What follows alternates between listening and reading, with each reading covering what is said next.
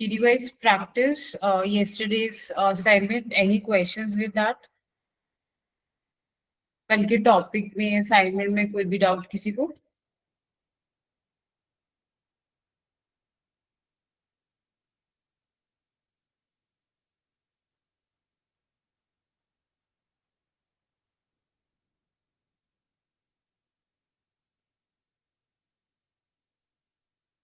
You can add it in the chat box, or you can just let me know what is the doubt, if anyone have any doubt with yesterday's session or assignment. किसी को कुछ पूछना है? दिव्या, ऋषभ, सुप्रीत, तेजवीर, अर्शदीप, दीपक.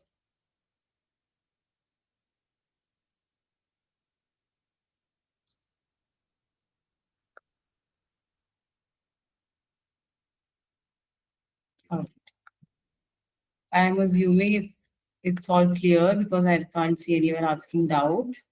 Okay. Is my screen visible? Okay. So team, let's do a recap. So in yesterday's session, we started with CSS. Okay. So CSS is all about cascading style sheet where you are actually selecting an element and styling it. Okay. Now in that, if you all remember, what we really did is what is CSS, importance of CSS. We saw the syntax of CSS. We saw selectors and how to select the ways. There are the basic 5 ways of selecting element. There are more ways as well, just for your knowledge. There are more ways to select element. Like we did 5 yesterday. Like we talked about. We talked about ID, universal, class, okay, grouping. We talked about these. So apart, these are called 5 basic selectors. Okay. इसके अलावा और भी selectors होते हैं. ठीक है, वो थोड़ा एडवांस पार्ट में आएगा, आगे मैं बता दूंगी. बट ये बेसिक सेलेक्टर्स होते हैं, मतलब ये 5 तो आपको पता ही होनी चाहिए. ठीक है. और इसके अलावा हमने देखा था कि एक्चुअली HTML कोड में CSS ऐड करने के कितने वेज होते हैं? 3. Internal, external and inline. ठीक है. इनलाइन की प्रायोरिटी हमेशा ज्यादा होगी. इनलाइन और एक्सटर्नल और इंटरनल में डिपेंडिंग कौन सा लेटेस्ट लिखा. ठीक है, तो वो CSS ऐड हो जाएगी. तो हमने कल इतना पार्ट देखा था. इसके अलावा मैंने थोड़े CSS के वो बता दिए, जैसे बैकग्राउंड बताया था कल आप लोगों को मैंने. क्लास कैसे ऐड करनी है, आईडी कैसे ऐड करनी है, ये बताया था कि आईडी यूनिक होती है, class you can add in multiple elements. ठीक है, तो ऐसे होता है. इसमें किसी को कुछ पूछना है before I go head? Because basic structure या बेसिक मेरे को कि ऐड कैसे करते हैं वो कल था लेक्चर. अब तो सिर्फ टॉपिक वाइज हमें डिफरेंट स्टाइलिंग प्रॉपर्टीज देखनी है. जैसे HTML is all about tags, CSS is all about styling properties. ठीक है, तो किसी को कुछ पूछना है इसमें? किसी को कोई डाउट है? और should I go head with the next part? आप लोग चैट बॉक्स में भी टाइप करके बता सकते हो, yes no. Should I go ahead, or do you guys have any questions? Anything you want me to repeat?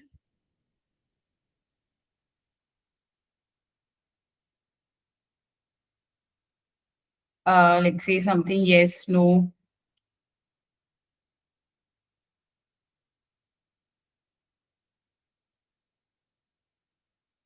Okay, I'm assuming let's go ahead.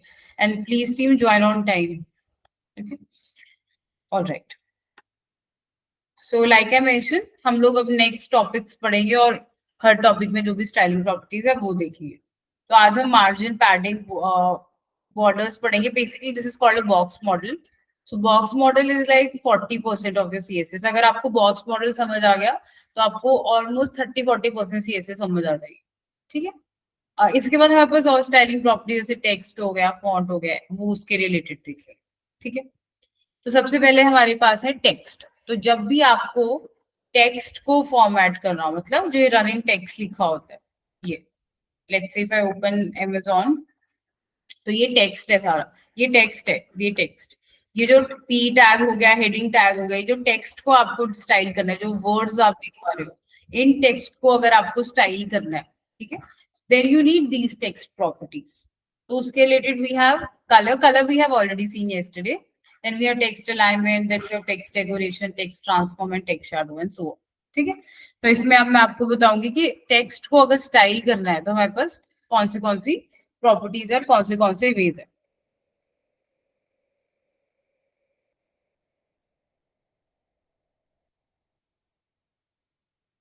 Okay, तो सबसे पहले हम लोग यहाँ पे एक एलिमेंट बना लेते हैं, लेट्स से पी टैग, और इसमें हम कोई डमी कंटेंट डाल देंगे ऐसे। Let me run as well. Okay, तो आप लोग देख सकते हो यहाँ पे ये डमी टेक्स्ट आ गया है, ठीक है। अब यहाँ पे जो पी टैग मैंने डाला है इसके ऊपर मैं बताऊंगी कि ये टेक्स्ट आ गया। अब इस टेक्स्ट को स्टाइल करने के लिए जैसे कलर ऐड करते हो वैसे ही और सीएसएस प्रॉपर्टीज भी होती है, ठीक है। तो अब हम उन सीएसएस प्रॉपर्टीज को देखेंगे। तो जब भी आपको टेक्स्ट, तो टॉपिक हो गया text and we are going to see styling properties related to it. अभी सबसे पहले यहाँ पे आज मैंने कोई सीएसएस फाइल क्रिएट ही नहीं की है, तो अभी क्या मैं यहाँ पे क्रिएट की हुई सीएसएस फोल्डर में। आई होप फोल्डर स्ट्रक्चर भी सबको क्लियर होगा कि सीएसएस फाइल में जाएगी इमेजेस इमेजेस में, और इंडेक्स यहीं पे रहेगी, और अगर कोई और सी एच फाइल आएगी वो यहीं पर ही रहेगी, ठीक है। तो सीएसएस में ऑलरेडी मैंने ये फाइल क्रिएट करी हुई है, लेकिन मैंने यहाँ पे लिंक नहीं करी। तो anyone who can tell me how can I link this CSS file to my HTML? इस सीएसएस एक्सटर्नल सीएसएस फाइल को यहाँ पे जो सीएसएस फोल्डर के अंदर पड़ी है मुझे एचटीएमएल में लिंक करना है, तो क्या यूज कर सकते हैं, कैसे कर सकते हैं, कौन सा टैग यूज होगा?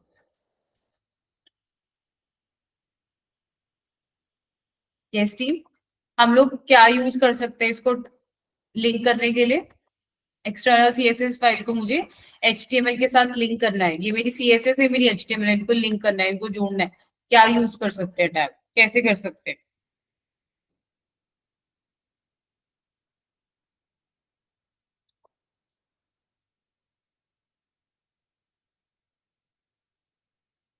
यस टीम, क्या कर सकते हैं हम लोग?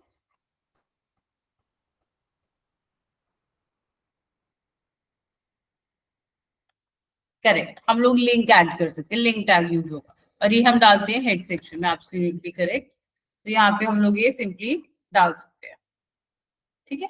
और यहाँ पे हम सीएसएस फाइल का पाथ डाल देंगे। अगेन आई एम रिपीटिंग, हमें इंडेक्स से सीएसएस फोल्डर के अंदर जाके सीएसएस फाइल में जाना है, तो हम लिखेंगे ./css और ये सीएसएस फाइल।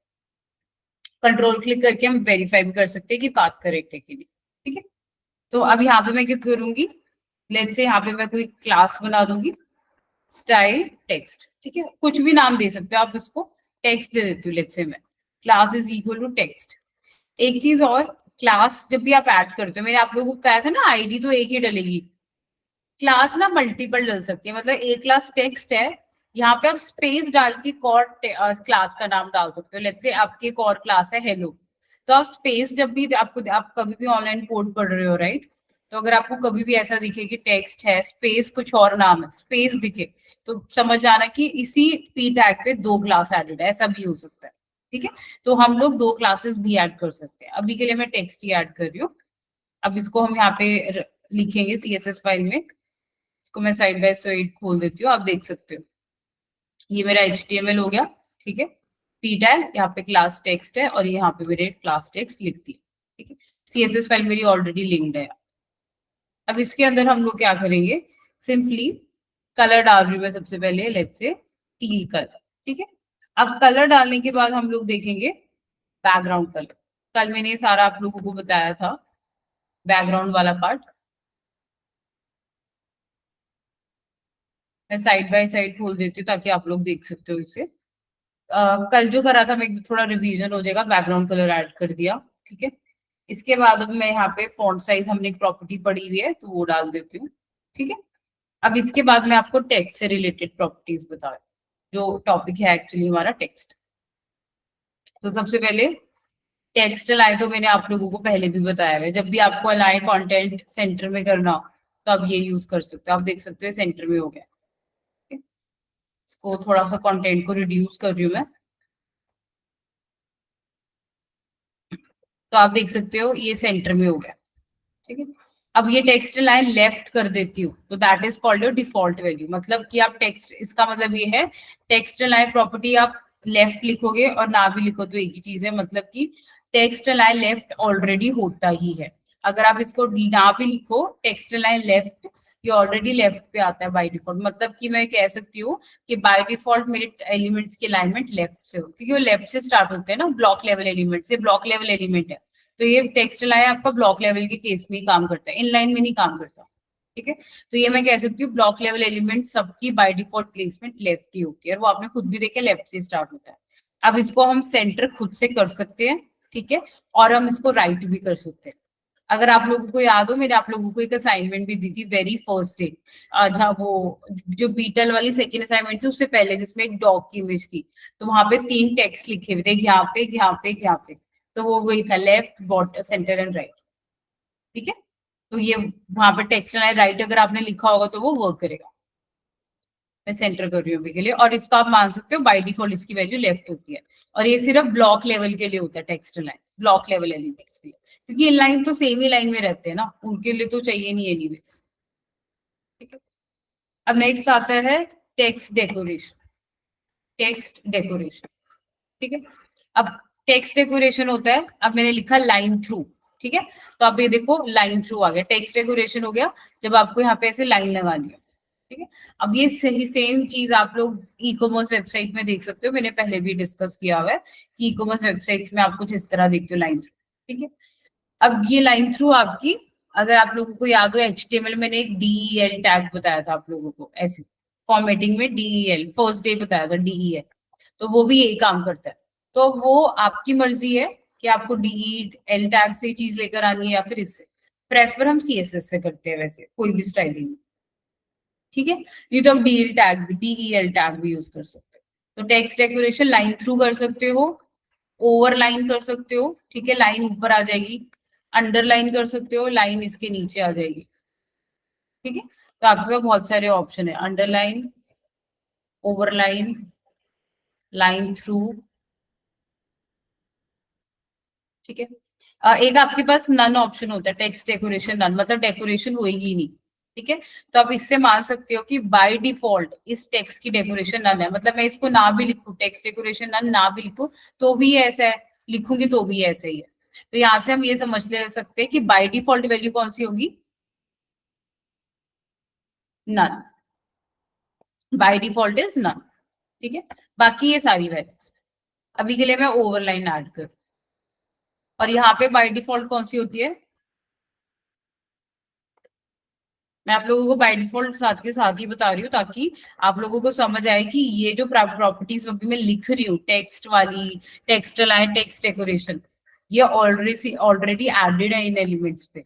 जब मैं एक पी एलिमेंट ऐड करती हूँ यहाँ पे, इसके ऊपर text align left, text decoration already added है, मैं उसको बाद में चेंज कर रही हूँ। ठीक है, ये चीज आपको समझनी जरूरी है। इसी को बोलते हैं ब्राउजर डिफॉल्ट स्टाइलिंग, मैंने कल बताया था ना, browser default styling has the lowest priority. Browser default styling यही है कि जब आप पी टैग डालते हो अपनी वेबसाइट में, ठीक है, तो वो ऑलरेडी लेफ्ट से स्टार्ट होगी बाय डिफॉल्ट, उसके पास कोई ये लाइंस नहीं होगी, तो टेक्स्ट डेकोरेशन रन होगा। तो आप ये इमेजिन कर सकते हो इसके ऊपर ये स्टाइलिंग ऑलरेडी एडेड है, दैट इज ब्राउजर डिफॉल्ट। अब मैं उसको चेंज कर रही हूँ, मैं उसको चेंज, डिफॉल्ट मतलब जो पहले से ही प्रेजेंट है, जब आप पी एलिमेंट ऐड कर रहे हो पहले से ही ये स्टाइलिंग इसके ऊपर प्रेजेंट है, अब मैं उसको चेंज कर रही हूँ, मैं उसको चेंज करके ओवरलाइन कर रही हूँ, चेंज करके सेंटर कर रही हूँ। ठीक है, इससे आपको ये पता लग जाएगा कि जब भी आप कोई एलिमेंट यहाँ पे डालते हो, अभी देखने में ब्लैक एंड व्हाइट ही होता है, आपको लगेगा स्टाइलिंग नहीं है, बट ये भी स्टाइलिंग का ही पार्ट है। जब आप उसको सेंटर कर रहे हो, आप उसके ऊपर ओवरलाइन लगा रहे हो, या फिर आप कुछ भी नहीं लगा रहे हो। ठीक है, तो ये टेक्स्ट डेकोरेशन नन ना जनरली एंकर टैग के केस में यूज होगा, जब हम लिंक करते हो ना उस टाइम पे यूज होता है ये, जब आपका एंकर टैग से ये अंडरलाइन, एंकर टैग पे बाय डिफॉल्ट अंडरलाइन आती है, तो वो हटाने के लिए हम लोग यूज करते हैं टेक्स्ट डेकोरेशन। तो आप वहां पे मान के चल सकते हो कि जब आप एंकर टैग अपनी वेबसाइट में डालते हो, जब आप एंकर टैग अपनी वेबसाइट में डाल रहे हो, तो इसके ऊपर बाय डिफॉल्ट कौन सी स्टाइलिंग लगी हुई है, टेक्स्ट डेकोरेशन अंडरलाइन। आप देख सकते हो, मान के चल सकते हो कि इस जब आप ये डाल रहे हो एंकर टैग आपकी वेबसाइट में, तो एंकर टैग के पास by default text decoration underline लगा हुआ है, हम उसको टेक्स्ट डेकोरेशन नन करके हटा दें। ठीक है, तो अभी आई होप आप लोगों को ये भी क्लियर होगा कि जब मैंने बोला था कल ब्राउजर डिफॉल्ट स्टाइलिंग, वो इसका मतलब ये था कि सिर्फ कलर्स, जनरली हम कलर्स देख के या प्लेसमेंट देख के बोलते हैं कि ये स्टाइल्ड है, but actually this is also part of styling, जब आप उसको सेंटर या राइट पे या अंडरलाइन ओवरलाइन लगा रहे हो या हटा रहे हो। ठीक है, तो बाय डिफॉल्ट जब आप कोई भी एलिमेंट ऐड कर रहे हो एक्सेप्ट फॉर एंकर टैग, उसकी बाय डिफॉल्ट प्लेसमेंट लेफ्ट होगी, और ओवर बाय डिफॉल्ट ये कुछ भी नहीं होगा, नन होगा, ठीक है। इसको हम चेंज करके ओवरलाइड कर, तो जो ब्राउजर डिफॉल्ट स्टाइलिंग थी वो हटा के ये डाल, ठीक है। अब नेक्स्ट हमारे पास आता है टेक्स्ट ट्रांसफॉर्म। अब टेक्स्ट ट्रांसफॉर्म होता है जैसे अपर केस, जैसे आपकी पीपीटी है ना ये वाली, इसमें मैंने सेलेक्ट किया, मैंने इसको ऐसे कर दिया upper case, upper case sentence case, ये वाला केस। सिमिलर आप अपनी वेबसाइट में कर सकते हो। अपर केस में देखो सारे कैपिटल्स हो गए, लोअर केस में सारे कैपिटल लोअर केस हो जाएंगे, सेंटेंस केस में सारे सेंटेंस हो जाएंगे। कैपिटलाइज, सॉरी, कैपिटलाइज क्या होता है, फर्स्ट लेटर कैपिटल, हर एक का, हर वर्ड का फर्स्ट लेटर कैपिटल, तो वो कैपिटलाइज हो गया। इस केस में इसको सेंटेंस केस कहते हैं, एक्चुअली सेंटेंस केस कहते हैं, यहाँ पे इसको कैपिटलाइज कहते हैं, ठीक है। तो मैं लिख देती हूँ बाकी की वैल्यूज भी।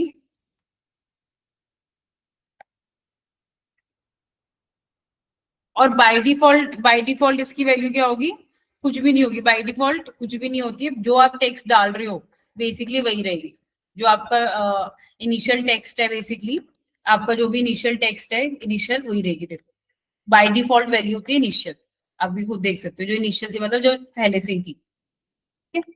तो मैं लिख देती हूँ, बाय डिफॉल्ट इनिशियल मतलब जो डिफॉल्ट आपने टेक्स्ट डाला है इनिशियल वही थी, तो बाय डिफॉल्ट इसकी वैल्यू होती है इनिशियल। मतलब कि जैसे आपने टेक्स्ट डाला है बिल्कुल कॉपी पेस्ट वैसा ही आ रहा है इनिशियल, लेकिन उसको चेंज करके हम upper case lower case capitalise कर सकते हैं। तो यहाँ से हम कह सकते हैं कि बाय डिफॉल्ट इसकी वैल्यू होती है इनिशियल। इनिशियल मतलब जैसे कि डली हुई है वैसी की वैसी आएगी। सपोज इसका एल कैपिटल है बाकी स्मॉल है, राइट, तो वैसा ही आएगा अगर आप यहाँ पे इनिशियल ऐड करो, ठीक है। अब इसके बाद नेक्स्ट हमारे पास आता है टेक्स्ट आइडेंट।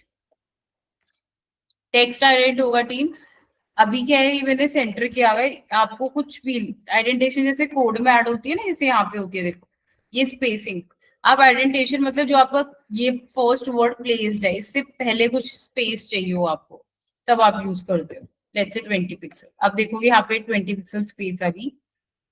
मैं टेक्सटाइल सेंटर हटा रही हूँ ये चीज दिखाने के लिए आप लोगों को, आप खुद देखोगे, ये हटा रही हूँ मैं। अभी आप ध्यान से देखना, आपका जो कोड है, आउटपुट है, वो यहाँ से शुरू हो रही है, ठीक है। मैंने टेक्स्ट आइडेंट 20 पिक्सल किया, अब देखना 20 पिक्सल स्पेस छोड़ के स्टार्ट करें, दैट इज कॉल्ड आइडेंट, ठीक है। आइडेंटेशन जैसे आप अपने कोड की आइडेंटेशन करते हो ना, यहाँ पे थोड़ी स्पेस दिखेगी आपको, ठीक है, वैसे ही अपने कोड में भी कर सकते हो आउटपुट में। तो जनरली जब बहुत सारा टेक्स्ट होता है ना, ऐसे आपको ये टेक्स्ट है, ठीक है, अब आपको नेक्स्ट पैराग्राफ थोड़ी सी स्पेस के साथ स्टार्ट करना है, तो तब आप यूज करते हो, ठीक है। तो ये लेफ्ट साइड पे थोड़ी स्पेस क्रिएट कर देगा आपके, तो इसको बोलते हैं आइडेंट। ये टेक्स्ट वाइज एंटर इसलिए हटाया था क्योंकि फिर आउटपुट पता नहीं लगेगी ढंग से। आई होप आपको समझ आ रहा हो अभी भी। मैंने टेक्स्ट लाइन सेंटर वापस डाल दिया, आपको दिख रहा होगा यहाँ स्पेस नहीं है, लेकिन जब मैंने ऐसे किया तो यहाँ स्पेस आ गई, तो लेफ्ट साइड पे आइडेंटेशन ऐड कर देगा, 10 पिक्सल 20 पिक्सल जो भी आपको डाउनलोड आ 30 पिक्सल, ठीक है।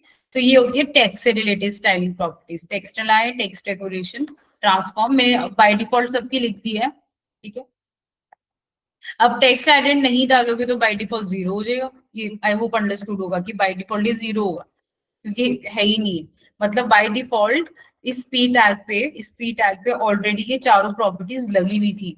कैसे, टेक्स्ट लाइन लेफ्ट था, टेक्स्ट डेकोरेशन नन था, टेक्स्ट ट्रांसफॉर्म इनिशियल था और टेक्स्ट आइडेंट 0 पिक्सल था, इस पे ऑलरेडी ये प्रॉपर्टीज लगी हुई थी। मैंने अब पी टैग को ऐड करके चेंज कर दिया, ठीक है। और जो पहले से लगी होती है उन्हें कहते हैं ब्राउजर डिफॉल्ट टैग। इसके अलावा अब मैं थोड़ी सी और प्रॉपर्टीज हैं वो बता देती हूँ, जैसे कि letter spacing, word spacing. Letter spacing मतलब आपको हर लेटर के बीच में स्पेस चाहिए, ठीक है। लेट्स से मैंने अब देखना एल और ओ है, ठीक है, एल ओ मतलब वर्ड, लेटर बोल रही हूँ, एल एक लेटर है, ओ एक लेटर है, वर्ड नहीं लेटर। लेट्स से मैंने 2 पिक्सल डाल दिया, अब आप देखना हर लेटर के बीच में 2 पिक्सल स्पेस है, मैं ज्यादा कर देती हूँ, 5 कर देती हूँ, ये देखो अब ये 5 पिक्सल स्पेस होगी बीच में, ठीक है। आप लोग खुद देख सकते हो ये 2 से 4 लाइनें बन गई है अपने आप। मैं 2 पिक्सल वापस कर रही हूँ, तो आप देखोगे हर लेटर के बीच में, मतलब एल ओ, ओ और आर, आर और ई और एम, हर लेटर के बीच में स्पेस आई है। फिर इप्सम आप सेलेक्ट करोगे, ये भी आई और पी, ये। तो जब आप ब्लॉग वेबसाइट बना रहे हो जनरली, तब ये सारी प्रॉपर्टीज आपकी यूज होती है। क्योंकि यूजर जैसे न्यूज लेटर वाली वेबसाइट होगी या फिर ब्लॉग वेबसाइट, लिंक्डइन पे आर्टिकल है अगर कोई है, तो वहां ये सब यूज होता है, प्रॉपर्टीज। ठीक है। इसके बाद हमारे पास आता है वर्ड स्पेस। ठीक है। वर्ड स्पेसिंग होगी दो वर्ड्स के बीच में स्पेस, मतलब इस वर्ड के बीच में और इस वर्ड के बीच में स्पेस, मतलब ये वाली स्पेस। ठीक है। वर्ड लेटर वाली होती है ये बीच में, वर्ड्स वाली होती है ये वाली, हर वर्ड, मतलब ये एक वर्ड है और ये एक वर्ड है, इन दोनों वर्ड्स के बीच में स्पेस। ठीक है। मैं ज्यादा डाल रही हूँ पहले ताकि डिफरेंस पता लग जाए। आप देख सकते हो ये अब 10 पिक्सल हो गया। अब मैं इसको 5 पिक्सल करूँ, तो वर्ड्स के बीच में स्पेस, इस वर्ड यहाँ पे, इस पे, फिर यहाँ पर, फिर यहाँ पर, तो ये स्पेस ऐड हो गया। ठीक है। अब आपकी लाइंस है, यहाँ पे एक लाइन है, अगर दो लाइन है, फिर थोड़ी सी तीन लाइन है, सपोज करो ऐसा है, तो आपको हर लाइन के बीच में स्पेस चाहिए, मतलब इन दो लाइंस के बीच में स्पेस चाहिए, then you can use line height. ठीक है। लेट्स से 0.8 कर दिया मैंने, तो आप देख सकते हो कि लाइन हाइट में 1 करके बताती हूँ पहले। आप ये मान के चल सकते हो बाय डिफॉल्ट जो आपकी लाइन हाइट होती है कुछ इस तरह होती है, 1.2 के अराउंड होती है बाय डिफॉल्ट। ठीक है। मतलब अगर मैं ना भी लिखूं ये, तो भी आपको सेम ही आउटपुट मिल रही है। कैन यू ऑल सी? अभी भी कोई कुछ थोड़ी बहुत स्पेस तो है लाइंस के बीच में। ठीक है। अब मैं क्या करूंगी, इस स्पेस को कम कर दूंगी, 0.8 कर दिया, तो आप देखोगे ऐसे हो गया। अब मैं इसको ज्यादा कर दूंगी, 2 कर दूंगी, तो ज्यादा स्पेस होगी, देखो लाइंस के बीच में, ये एक लाइन, ये दूसरी, ये तीसरी, लाइंस के बीच में स्पेस आ गया। ठीक है। This is called line height. तो ये जब आप स्टाइलिंग करते हो ना टेक्स्ट की, उसके साथ साथ ये भी कुछ प्रॉपर्टीज आप ऐड कर सकते हो। क्योंकि जब भी आप ब्लॉग वेबसाइट, न्यूज लेटर या कुछ भी ऐसी वेबसाइट बना रहे हो जहाँ पे कंटेंट पढ़ने वाला, रीड, जैसे विकीपीडिया हो गया लेट्स से, तो उस टाइम पे आपको ये सब ध्यान रखना पड़ता है कि स्पेसिंग कैसे आ रही है, रीडेबिलिटी आपके टेक्स्ट की कैसी है, कलर्स कैसे हैं आपके टेक्स्ट के। ठीक है।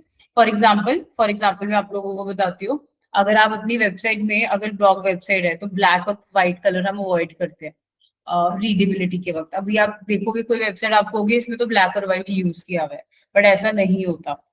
ब्लैक और व्हाइट जो ओरिजिनल प्रॉपर ब्लैक और व्हाइट होता है वो नहीं यूज करते, व्हाइट का ऑफ व्हाइट या ब्लैक का थोड़ा डार्किश ग्रे कलर यूज करते हैं। आप कभी ध्यान देना इस चीज को।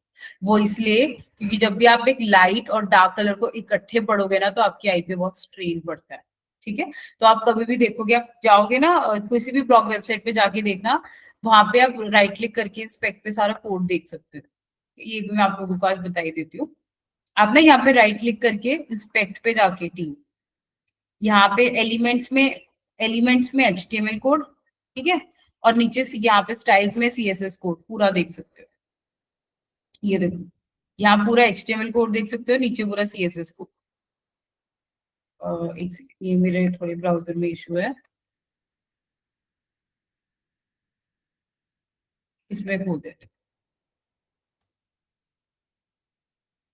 हाँ, तो अब आप किसी पे भी क्लिक कर दो, जैसे मुझे ये देखना ये किस एलिमेंट से बना है, किस तरह से बना है। ठीक है। तो इस पे राइट क्लिक करो, इंस्पेक्ट करो। ठीक है। आप लोग अभी ट्राई कर सकते हो।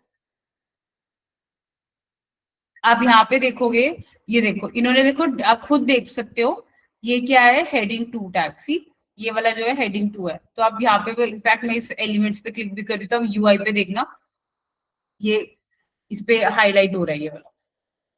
और इसके ऊपर आप खुद देख सकते हो खुद कि स्टाइल क्या लगाई हुई है। सी, इन्होंने लाइन हाइट ये लगाई हुई है, फॉन्ट साइज ये लगाया हुआ है, आप खुद देख सकते हो। तो आप जब भी किसी कोई भी एलिमेंट आपको देखना, आपको ये एलिमेंट देखना है कैसे बना है।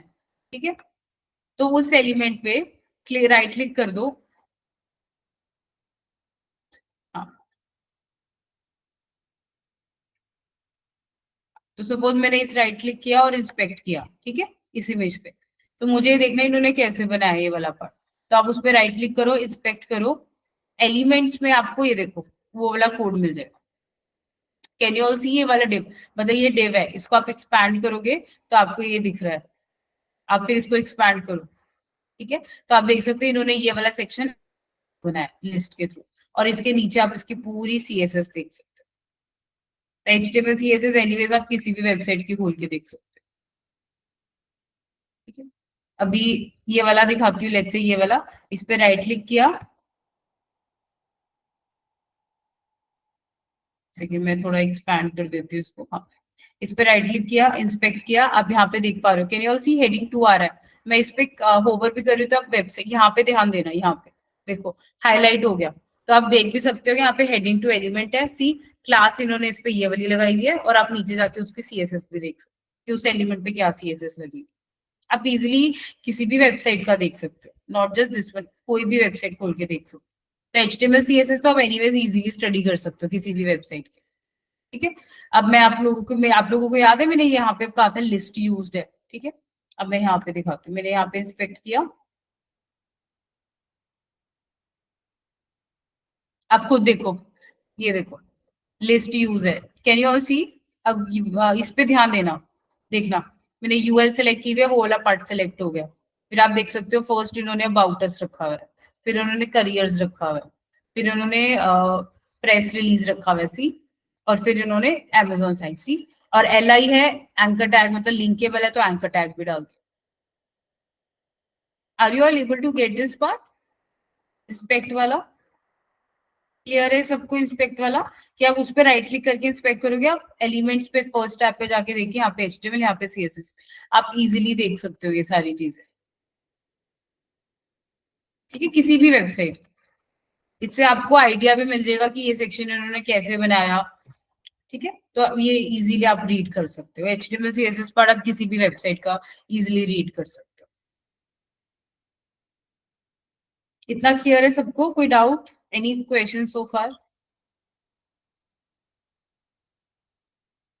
ये इंस्पेक्ट वाला क्लियर है सबको, ये बहुत इंपॉर्टेंट है, बिकॉज आप कोई भी वेबसाइट खोल के अगर कोई बोले स्टडी करके बताओ कैसे कैसे बना हुआ है, तो आप इजीली स्पेक पे जाके देख सकते हो, ठीक है। तो अभी मैंने जैसे आप लोगों को एक दो प्रॉपर्टी दिखाई ना, लाइन हाइट यूज थी, तो वो ऐसे यूज थी। तो ये आ गई आपकी टेक्स्ट प्रॉपर्टीज। अब इसके बाद नेक्स्ट हमारे पास आता है फॉन्ट, ठीक है। फॉन्ट टॉपिक है, फॉन्ट से रिलेटेड। अब जैसे फॉन्ट साइज है वो मैं आपको ऑलरेडी बता चुकी हूँ, तो फॉन्ट साइज तो आपको ऑलरेडी पता ही है। तो हमारे पास अब नेक्स्ट प्रॉपर्टीज है फॉन्ट से रिलेटेड।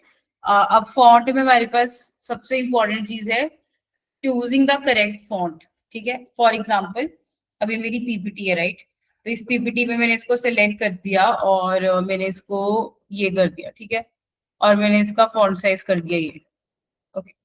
आप लोग मुझे बताओ इसकी रीडेबिलिटी कैसी है, are you all able to read it properly, या आपकी आईज में स्ट्रेन, आप लोग मुझे बताओ ये पीपीटी पढ़नी आसान है या इसके, या फिर आपके आईज पे स्ट्रेन पड़ेगा इसको पढ़ते हुए। Just type in the chat box yes no, strain पड़ेगा कि नहीं।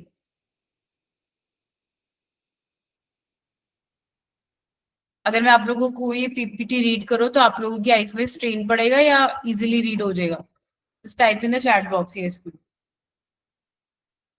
Okay, what about others. Yes, strain पड़ेगा, राइट, करेक्ट। वो इसलिए क्योंकि साइज बहुत ही छोटा कर दिया और अजीब सा भी फॉन्ट ऐड कर दिया।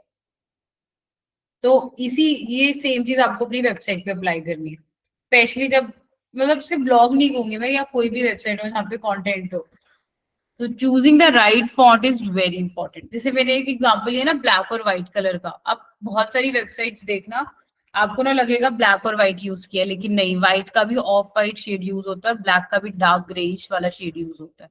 आपको लगेगा कि तो ब्लैक एंड व्हाइट है, वो सिर्फ इसी वजह से होता है, क्योंकि अगर आप सिर्फ ब्लैक और सिर्फ व्हाइट डाल दो, पढ़ते पढ़ते आपके आईज पे एक पॉइंट के बाद स्ट्रेन होने लग जाएगा, ठीक है। वो इसलिए क्योंकि आप ब्लैक और व्हाइट, एक ब्राइट और एक डार्क कलर इकट्ठे नहीं पढ़ सकते, तो इसी वजह से बहुत जरूरी है। और anyways font is and colour both are important for the identity of the brand also, especially for newsletter websites, उनके लिए तो स्पेशली बहुत इंपॉर्टेंट है। Using a font that is easy to read, ठीक है। और मतलब कभी कभी हम लोग सिर्फ फैंसी करने के चक्कर में इतना डिफिकल्ट फॉन्ट डाल देते हैं, which is of no use, simple font डालो, ठीक है।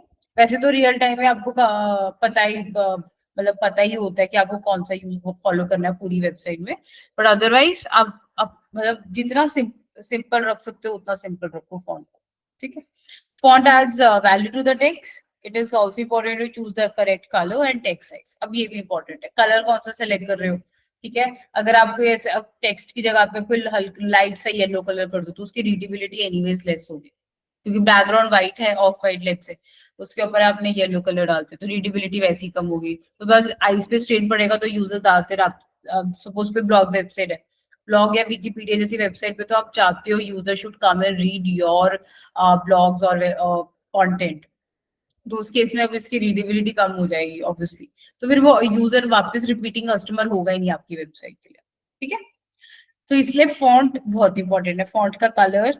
फॉन्ट यही होता है, फॉन्ट ये जो टेक्स्ट देख रहे हो ना आप, इसी को ही बोल रही हूँ, इसी को ही स्टाइल करने के लिए हमारे पास फॉन्ट होता है, फॉन्ट की प्रॉपर्टी। ठीक है, तो साइज कैसा सेलेक्ट कर रहे हो आप, थीम फॉन्ट कौन सा सेलेक्ट कर रहे हो। थीम फॉन्ट होता है ये वाला जो मैंने अभी सेलेक्ट किया था ना, ये थीम फॉन्ट ये। ठीक है, उस बाद कलर कौन सा कर रहे हो, वो बोल्ड है कि नहीं, ये सारी चीजें आप फॉन्ट से डिफाइन कर सकते हो। ठीक है, अभी मैं यहाँ से बता रही हूँ, मैं इसी टेक्स्ट में आपको फॉन्ट की प्रॉपर्टीज ऐड करके बता रही हूँ।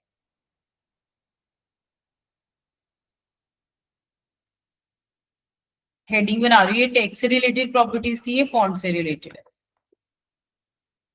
अब फॉन्ट में सिंपल फॉन्ट साइज तो आपको लोग पता ही है, देखो मैंने फॉन्ट साइज ऑलरेडी यहाँ डाला हुआ है, मैं इसको कट करके यहाँ ऐड कर रही हूँ। ठीक है, अब नेक्स्ट हमारे पास आता है इसमें फॉन्ट स्टाइल। ठीक है, फॉन्ट स्टाइल होता है आपको इसको इटैलिक्स करना है, इटैलिसाइज। अब इटैलिसाइज के लिए मैंने आप लोगों को फॉर्मेटिंग के वक्त आई टैग भी बताया था। ठीक है, वो भी यूज कर सकते हैं, बट प्रेफर हम सीएसएस से करते हैं स्टाइल कर, तो इटैलिसाइज हो गया। इसके बाद आपको इसको फॉन्ट वेट लगा सकते हो। फॉन्ट वेट होता है टीप बोल्ड करने के लिए, इसको सेलेक्ट करके मैंने बोल्ड कर दिया। ठीक है, तो जैसे आप हेडिंग्स देखोगे ना पीपीटी की हर स्लाइड, देखो हर स्लाइड पे हेडिंग बोल्ड है, तो वो मैंने बोल्ड किया हुआ, तो वैसे ही आप यहाँ पे भी बोल्ड कर सकते हो। आप इसपे बहुत पहले आप बोल्ड कर सकते हो, बोल्डर कर सकते हो, लाइट कर सकते हो, that is your default, lighter that is your default value, light default value होती है। ठीक है, लिख देती हूँ बाय डिफॉल्ट लाइटर, मतलब जब भी आप कोई टेक्स्ट अपनी वेबसाइट में डाल रहे हो उसकी बाय डिफॉल्ट वैल्यू लाइटर ही होती है, उसके बाद आप उसको बोल्ड वगैरह कर सकते हो। इनफैक्ट जब आप कोई टेक्स्ट डालते हो उसका कोई बाय डिफॉल्ट साइज भी होता है, मैं भी शो करती हूँ आपको। अभी मैंने क्या लिखा है, फॉन्ट साइज हटा दिया। ठीक है, फॉन्ट साइज कहीं नहीं लगा हुआ इस पे। अब आप देखना, मैं इस पे इंस्पेक्ट पे जाऊंगी, इसकी बाय डिफॉल्ट कोई फॉन्ट साइज है, आप लोग खुद देख सकते हो। ये देखो, ये जो मैंने सीएसएस प्रॉपर्टीज यहाँ से ऐड करी है ना, सी, वो सारी यहाँ पे दिख रही है, आप खुद देखो। कलर टील येलो सी ओवरलाइन, ये सारी सीएसएस प्रॉपर्टीज दिख रही है। ये मैंने कमेंट कर दिया फॉन्ट साइज, तो ये हट गया यहाँ से। ठीक है, तो बाय डिफॉल्ट इसकी कोई फॉन्ट साइज प्रॉपर्टी होगी, फॉन्ट साइज है इसका ऑटोमेटिकली। ठीक है, जो डिफॉल्ट ब्राउजर आपको दे रहा है फॉन्ट साइज, इसलिए आप लोग उसको बाद में जाके चेंज कर सकते। ठीक है, अब साइज हो गया, स्टाइल हो गया, वेट हो गया। ठीक है, अब इसके बाद नेक्स्ट हमारे पास आता है font family, which is very important, ये वाला बहुत इंपॉर्टेंट है। Font family is like font theme, जो अब यहाँ पे फॉन्ट थीम से लेकर करते हो ना, ये वाली कैलबर है ये वाली। तो अभी आप देख सकते हो इतने सारे ऑप्शंस है, सपोज मैंने ये वाला करा, एरियल, हेल्वेटिका, सनसेट। ठीक है, ये तीनों नाम है फॉन्ट, फॉन्ट के। अब नेक्स्ट क्वेश्चन है कि मैंने तीन मेंशन करे हैं, क्या तीनों आएंगे, नहीं, इनमें से एक ही आएगा। तो हमेशा it's a rule, always add minimum 3 font families separated by comma. तो ये इंपॉर्टेंट पॉइंट है कि जब भी आप फॉन्ट फैमिली अपने कोड में ऐड कर रहे हो तो प्रेफर करो कि आप कम से कम 3 फॉन्ट फैमिली डाल रहे हो, कम से कम। इसलिए अगर फर्स्ट फॉन्ट फैमिली अवेलेबल नहीं है, ब्राउजर रीड नहीं कर पा रहा या नहीं है, तो वो दूसरी के पास जाएगा, दूसरी भी नहीं हुई तो तीसरी के पास जाएगा, एंड वर्स्ट सिनेरियो अगर तीसरी भी ना हो तो जो भी इसकी font, I think by default Roman use करता है, ये टाइम रोमन जो डिफॉल्ट यूज करता है ना, ये आपका टेक्स्ट वो टाइम रोमन यूज करता है गेस, तो वो आ जाएगा। तो इसका मतलब फॉन्ट फैमिली ना, अभी आप जब भी पी टैग डाल रहे हो और ये ना डालो, तो फॉन्ट फैमिली इसके पास ऑलरेडी है रोमन। ठीक है, टाइम रोमन ऑलरेडी है, वो तो अब हम इसको चेंज कर रहे हैं, तो टू दिस आप खुद देखोगे कितना डिफरेंस आ गया टेक्स्ट। एक second, let me just open it side by side. अभी मैं कमेंट कर रही हूँ, देखो ये आ रहा है, अनकमेंट करूंगी तो ये आ रहा है, तो ये एरियल है अभी। तो तीन इसलिए मेंशन करनी है कि अगर एरियल वर्क नहीं करा तो ये हेल्वेटिका के पास जाएगा, हेल्वेटिका भी नहीं रीड हुआ या फिर अवेलेबल नहीं है उस टाइम, तो sans serif आएगा। या सब हो सकता है आपका ब्राउजर सपोर्ट ना करता हो। देखो इस पे होवर करके ना आप चेक कर सकते हो कौन से ब्राउजर इसको सपोर्ट करते हैं, आप खुद देख सकते हो। कभी कभी ब्राउजर सपोर्ट नहीं करते, क्योंकि सिंपल रीजन है, जितने भी लेटेस्ट फॉन्ट फैमिली, अब हर साल कितनी कंपनीज कितने सारे फॉन्ट फैमिलीज इंट्रोड्यूस करती है, राइट। वो इतनी सारी फॉन्ट फैमिलीज हैं कि सपोज अगर कोई 2024 में बनी है फॉन्ट फैमिली, राइट, तो ऑब्वियसली अगर कोई ब्राउजर यूज कर रहा है 2015 का, तो वो सपोर्ट नहीं होगा। तो फिर वो किसके पास, तो इसलिए आपको बैकअप के लिए डालनी पड़ेगी। ठीक है, तो consider these two like a backup, कि अगर ये नहीं चली तो ये नहीं चली तो ये, और वर्स्ट केस सिनेरियो तीनों ही नहीं हुई। वैसे तो sans serif और हेल्वेटिका मोस्टली रीड हो ही जाती है, वर्स्ट केस सिनेरियो का नहीं हो तो फिर जो भी बाय डिफॉल्ट होता है वही जाएगा। ठीक है, तो ये हो गया फॉन्ट फैमिली। अब यहाँ पे आपको कुछ फॉन्ट फैमिलीज गिवन तो है, पर ये बहुत मिनिमम है, मतलब ये जो गिवन है ये है, ये सारी फॉन्ट फैमिलीज है जो आप देख पा रहे हो। ठीक है, आप ये यूज कर सकते हो, लेकिन इसके अलावा मैं आपको थोड़ी और फॉन्ट फैमिलीज भी बता देती हूँ, क्योंकि by default visual studio code में आपको यही अवेलेबल है, ये विजुअल स्टूडियो कोड के थ्रू आ रही है, तो बाय डिफॉल्ट आपको बस इतनी अवेलेबल है। अगर आपको third party font family use करनी है, जैसे ना ऑनलाइन वेबसाइट्स है, जैसे गूगल फॉन्ट एक है, ये फ्री है तो आप यूज कर सकते हो। वैसे there are companies out there जो पेड भी देती है फॉन्ट फैमिलीज, पेड मतलब आपको पैसे देने पड़ते हैं फॉन्ट फैमिली को यूज करने के लिए। जैसे कि अमेजोन ना खुद की फॉन्ट फैमिली यूज करती है, अमेजोन को एक्सटर्नल फॉन्ट फैमिली यूज नहीं करती, उनकी खुद की है। तो आप यहाँ से खुद देख सकते हो कितनी सारी जो भी आपको पसंद है फॉन्ट फैमिली। ठीक है, आप इस वेबसाइट पे जाओ, मैं ये लिंक ऐड कर देती हूँ। ठीक है, ये फॉन्ट फैमिली के लिए लिंक है। अगर थर्ड पार्टी फॉन्ट फैमिली, एक तो है जो इन्होंने खुद दिए हुए, इसके अलावा आपको यूज करनी हो तो आप देख लो आपको जितनी भी फॉन्ट फैमिलीज यहाँ पे दिख रही है, सपोज मुझे ये वाली पसंद है तो जस्ट क्लिक ऑन इट। ठीक है, अब यहाँ पे आपको सिंपली सिलेक्ट करना है, आपको ये फर्क है साइज का, ये थिन है, ये एक्स्ट्रा लाइट, ये लाइट, रेगुलर, बोल्ड, ऐसे आपको बहुत सारे एग्जांपल मिलेंगे, आपको जो भी पसंद है वो वाला सेलेक्ट करो। ठीक है, सपोज मैं ये वाला करूंगी, ये वाला आप सेलेक्ट कर सकते हो।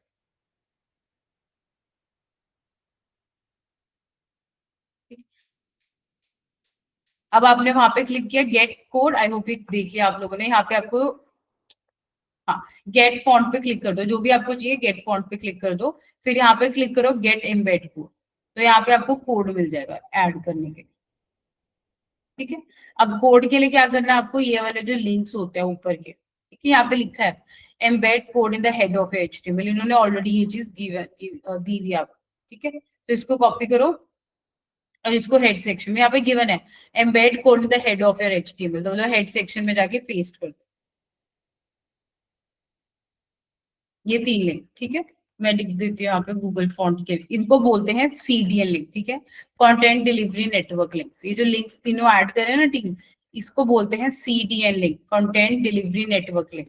इसका मतलब ये है जब भी आप कोई थर्ड पार्टी आइकन या थर्ड पार्टी कुछ भी यूज कर रहे हो, आपने जैसे आइकन यूज किया या फिर आपने अभी ये गूगल फॉन्ट यूज करना है थर्ड पार्टी, तब आपको इन लिंक्स की जरूरत पड़ती है। तो जो वेबसाइट में आपको जैसे गिवन होता है वैसे ही कॉपी पेस्ट करना होता है। मैं दोबारा रिपीट कर देती हूँ, जो भी आपको आइक चाहिए इनमें से, ठीक है, वो सिलेक्ट करो, फिर उस पर गेट फॉन्ट पे क्लिक करो, गेट इम्बेड कोड पे क्लिक करो और यहाँ पे कॉपी कर लो।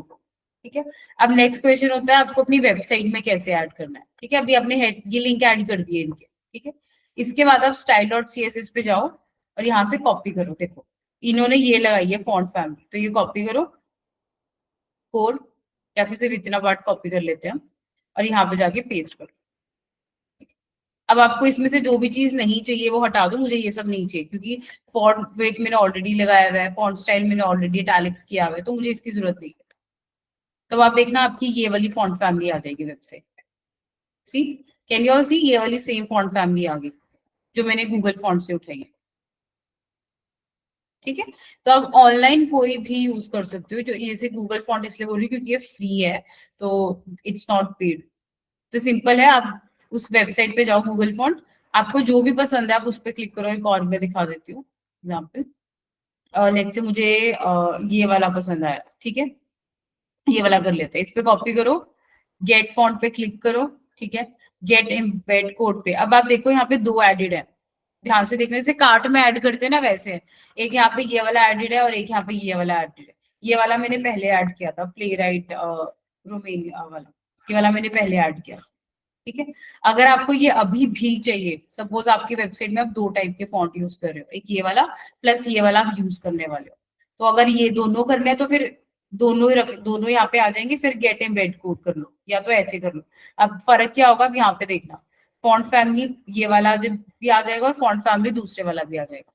ठीक है, नहीं तो आप एक काम कर सकते हो, आपको अगर जो नहीं चाहिए, सपोज मुझे प्ले राइट वाला नहीं चाहिए तो उसको डिलीट कर दो यहाँ से। ठीक है, फिर गेट एम्बेड पे कोड क्लिक करो, कॉपी करो, इसको डाल दो हेड सेक्शन में, और नीचे ये वाला कोड कॉपी करो, इसको कॉपी करो, डाल दो अपने सीएसएस में।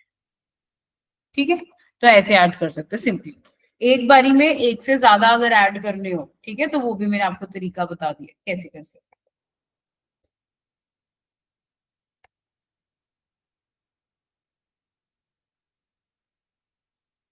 जो जो भी आपको इसमें पसंद हो, सपोज आपको ये डालना है, ठीक है, फ्रांस वाला, गेट फॉन्ट पे क्लिक करो। अब आपके पास पहले ये वाला तो डाला वही था, ये वाला तो मैंने रखा वही था, अब ये आ गया, अब ये दो आ गए। ठीक है, अब अगर दोनों चाहिए तो दोनों रखो, नहीं तो एक डिलीट कर दो, जो भी करना है। अगर दोनों चाहिए तो फिर गेट एम्बेड कोड पे क्लिक करो, इसको कॉपी करो, ठीक है, और अपने कोड में ऐड कर दो हेड सेक्शन।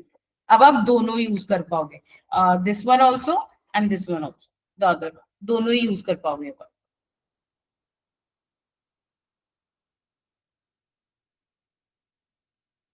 ठीक है, तो ये जस्ट एक्स्ट्रा नॉलेज के लिए मैंने बताया। वैसे रियल टाइम में आपको कौन सी फॉन्ट फैमिली यूज करनी है, कंपनी वाले ऑलरेडी क्लाइंट आपको ऑलरेडी बता दें। ये सिर्फ आपकी नॉलेज की, अगर अभी आप वेबसाइट्स बनाओगे, प्रैक्टिस करोगे, तो आपको अगर कुछ डिफरेंट यूज करना है तो आपको पता होना चाहिए कैसे कर सकते हैं। This is called font family.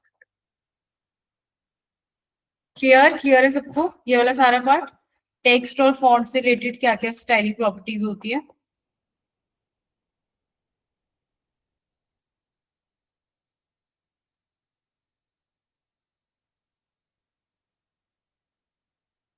Clear है सबको?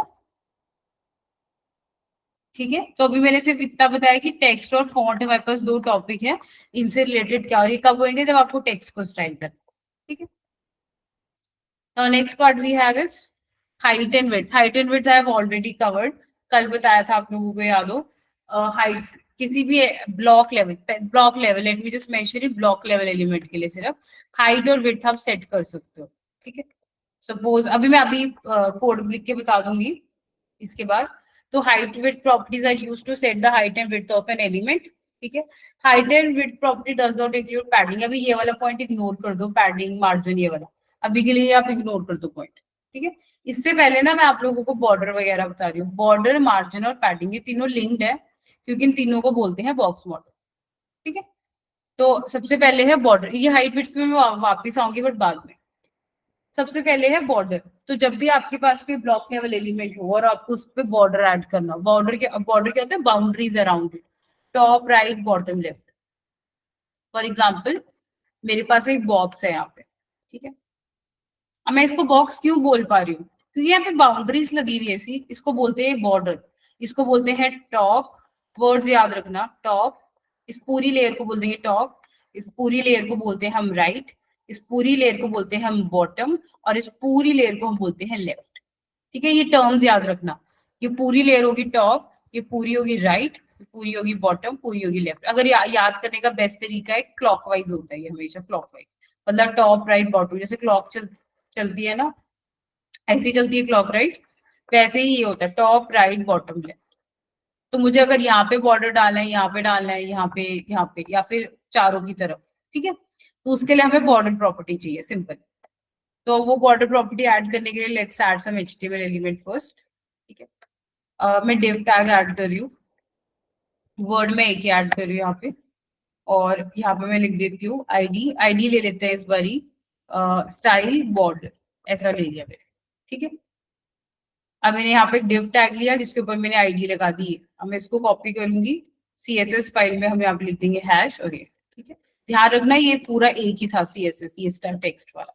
अब नेक्स्ट में ये कर रही हूँ तो यहाँ पे वन मोर थिंग, जब आप प्रैक्टिस भी करोगे, फॉलो करना, हम ना जनरली रियल टाइम में भी ऐसे ही करते हैं, जो यहाँ पे ऑर्डर फॉलो करते हैं ना, सेम ऑर्डर सीएसएस का यही, मतलब अगर पहला टेक्स्ट लिखा है यहाँ पे, और फिर आईडी आ रही है, तो यहाँ पे भी हम सेम फॉलो करते हैं।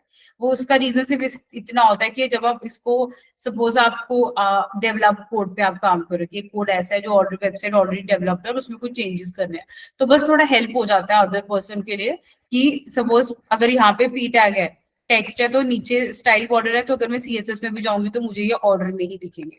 तो एज अ गुड प्रैक्टिस आप ये फॉलो कर सकते हो, जो ऑर्डर यहाँ पे फॉलो करते हो सेम यहीं पे। तो मुझे इस बॉर्डर को स्टाइल करना है, डिव टैग आ गया, आप देख सकते हो यहाँ पे डिव टैग आ रहा है, ये लॉरम वर्ड आ रहा है। ठीक है, अब मैं इसको क्या करूंगी, अब ये लॉरम वर्ड है, अब मैं इसमें क्या लगाऊंगी, बैकग्राउंड कलर। अब कोई मुझे बताएगा बाय डिफॉल्ट विड्थ क्या होती है एक ब्लॉक लेवल एलिमेंट की? ब्लॉक लेवल एलिमेंट की बाय डिफॉल्ट विड्थ क्या होती है? मैंने कल भी बताया था और एचटीएमएल के वक्त भी। div is a block level element, block level element की बाय डिफॉल्ट विड्थ क्या होती है? 100%, करेक्ट। तो बाय डिफॉल्ट 100% है, ठीक है। तो बैकग्राउंड कलर ऐड करके पता लग जाएगा कि 100% है। सी, 100% है। कलर चेंज कर देते हैं वाइट, तो आप कह सकते हो कि 100% विड्थ है यहाँ पे, ठीक है।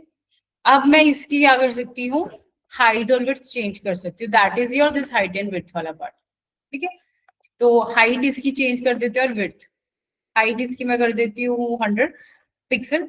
जैसे आप लोग वैसे करते हो ना रियल टाइम में, सपोज मुझे कुछ खरीदना है, सपोज मुझे एक रिबन खरीदना है, suppose I want to buy a ribbon, तो आप उसको मीटर में, ये सेंटीमीटर में खरीदते हो, राइट?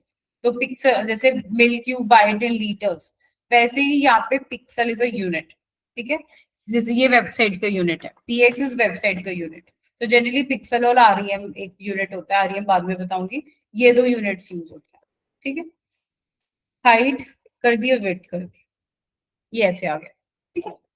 अब ये बॉक्स आ गया, बॉक्स की तरह क्यों दिख रहा है? क्योंकि बैकग्राउंड कलर था, बट मुझे तो बॉर्डर ऐड करना है। तो बॉर्डर मैंने ऐड करने के लिए सबसे पहले मैं लिखूंगी बॉर्डर स्टाइल, ठीक है। अब बॉर्डर स्टाइल में सबसे पहले आएगा डॉटेड।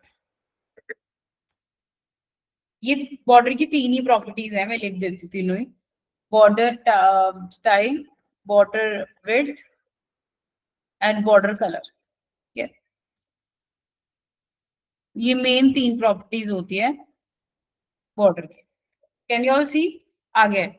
बॉर्डर की विड्थ आप देख सकते हो चारों डायरेक्शन पे आ गई है बॉर्डर, डॉटेड की जगह पे सॉलिड कर देती हूँ, ये देखो बॉर्डर आ गया। तो ये 2 पिक्सल जो आप देख रहे हो ना यहाँ पे, वो ये है, ये 2 पिक्सल है, ये विड्थ है।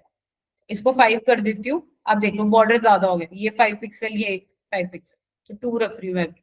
आप देख सकते हो टॉप, राइट, बॉटम, लेफ्ट, चारों डायरेक्शन में बॉर्डर आ गया। बॉर्डर का कलर है ब्लैक, आप इसको बदल भी सकते हो, लेट्स से येलो कर दिया मैंने, ठीक है।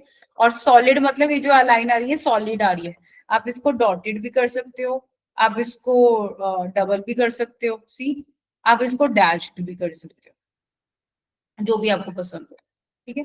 अभी के लिए मैं डबल कर, तो बाय डिफॉल्ट अगर आप ना भी मेंशन करो तो सॉलिड होती है, बाय डिफॉल्ट ये सॉलिड है। अभी डबल लाइंस कर दी, सी, डबल लाइंस आ रही है, तो ये होती है बॉर्डर, ठीक है।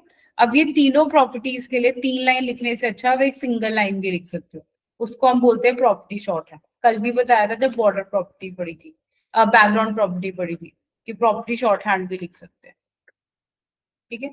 शॉर्ट हैंड में क्या होगा, सिंपल, आप लिखोगे 2 पिक्सल, ठीक है, 2 पिक्सल सॉलिड जो भी आपको चाहिए, लेट्स से डैश्ड कर रही हूँ मैं, और कलर, लेट्स से ये, ठीक है। अब आप देख सकते हो ये वाला अप्लाई हो गया, 2 पिक्सल, अब ये डैश्ड हो गया और येलो कलर। तो आप ये 3 लाइन को एक सिंगल लाइन में भी लिख सकते हो। तो सिंटेक्स क्या हुआ, width, style and colour, this is your border, that's it, ये बॉर्डर है आपका, ठीक है।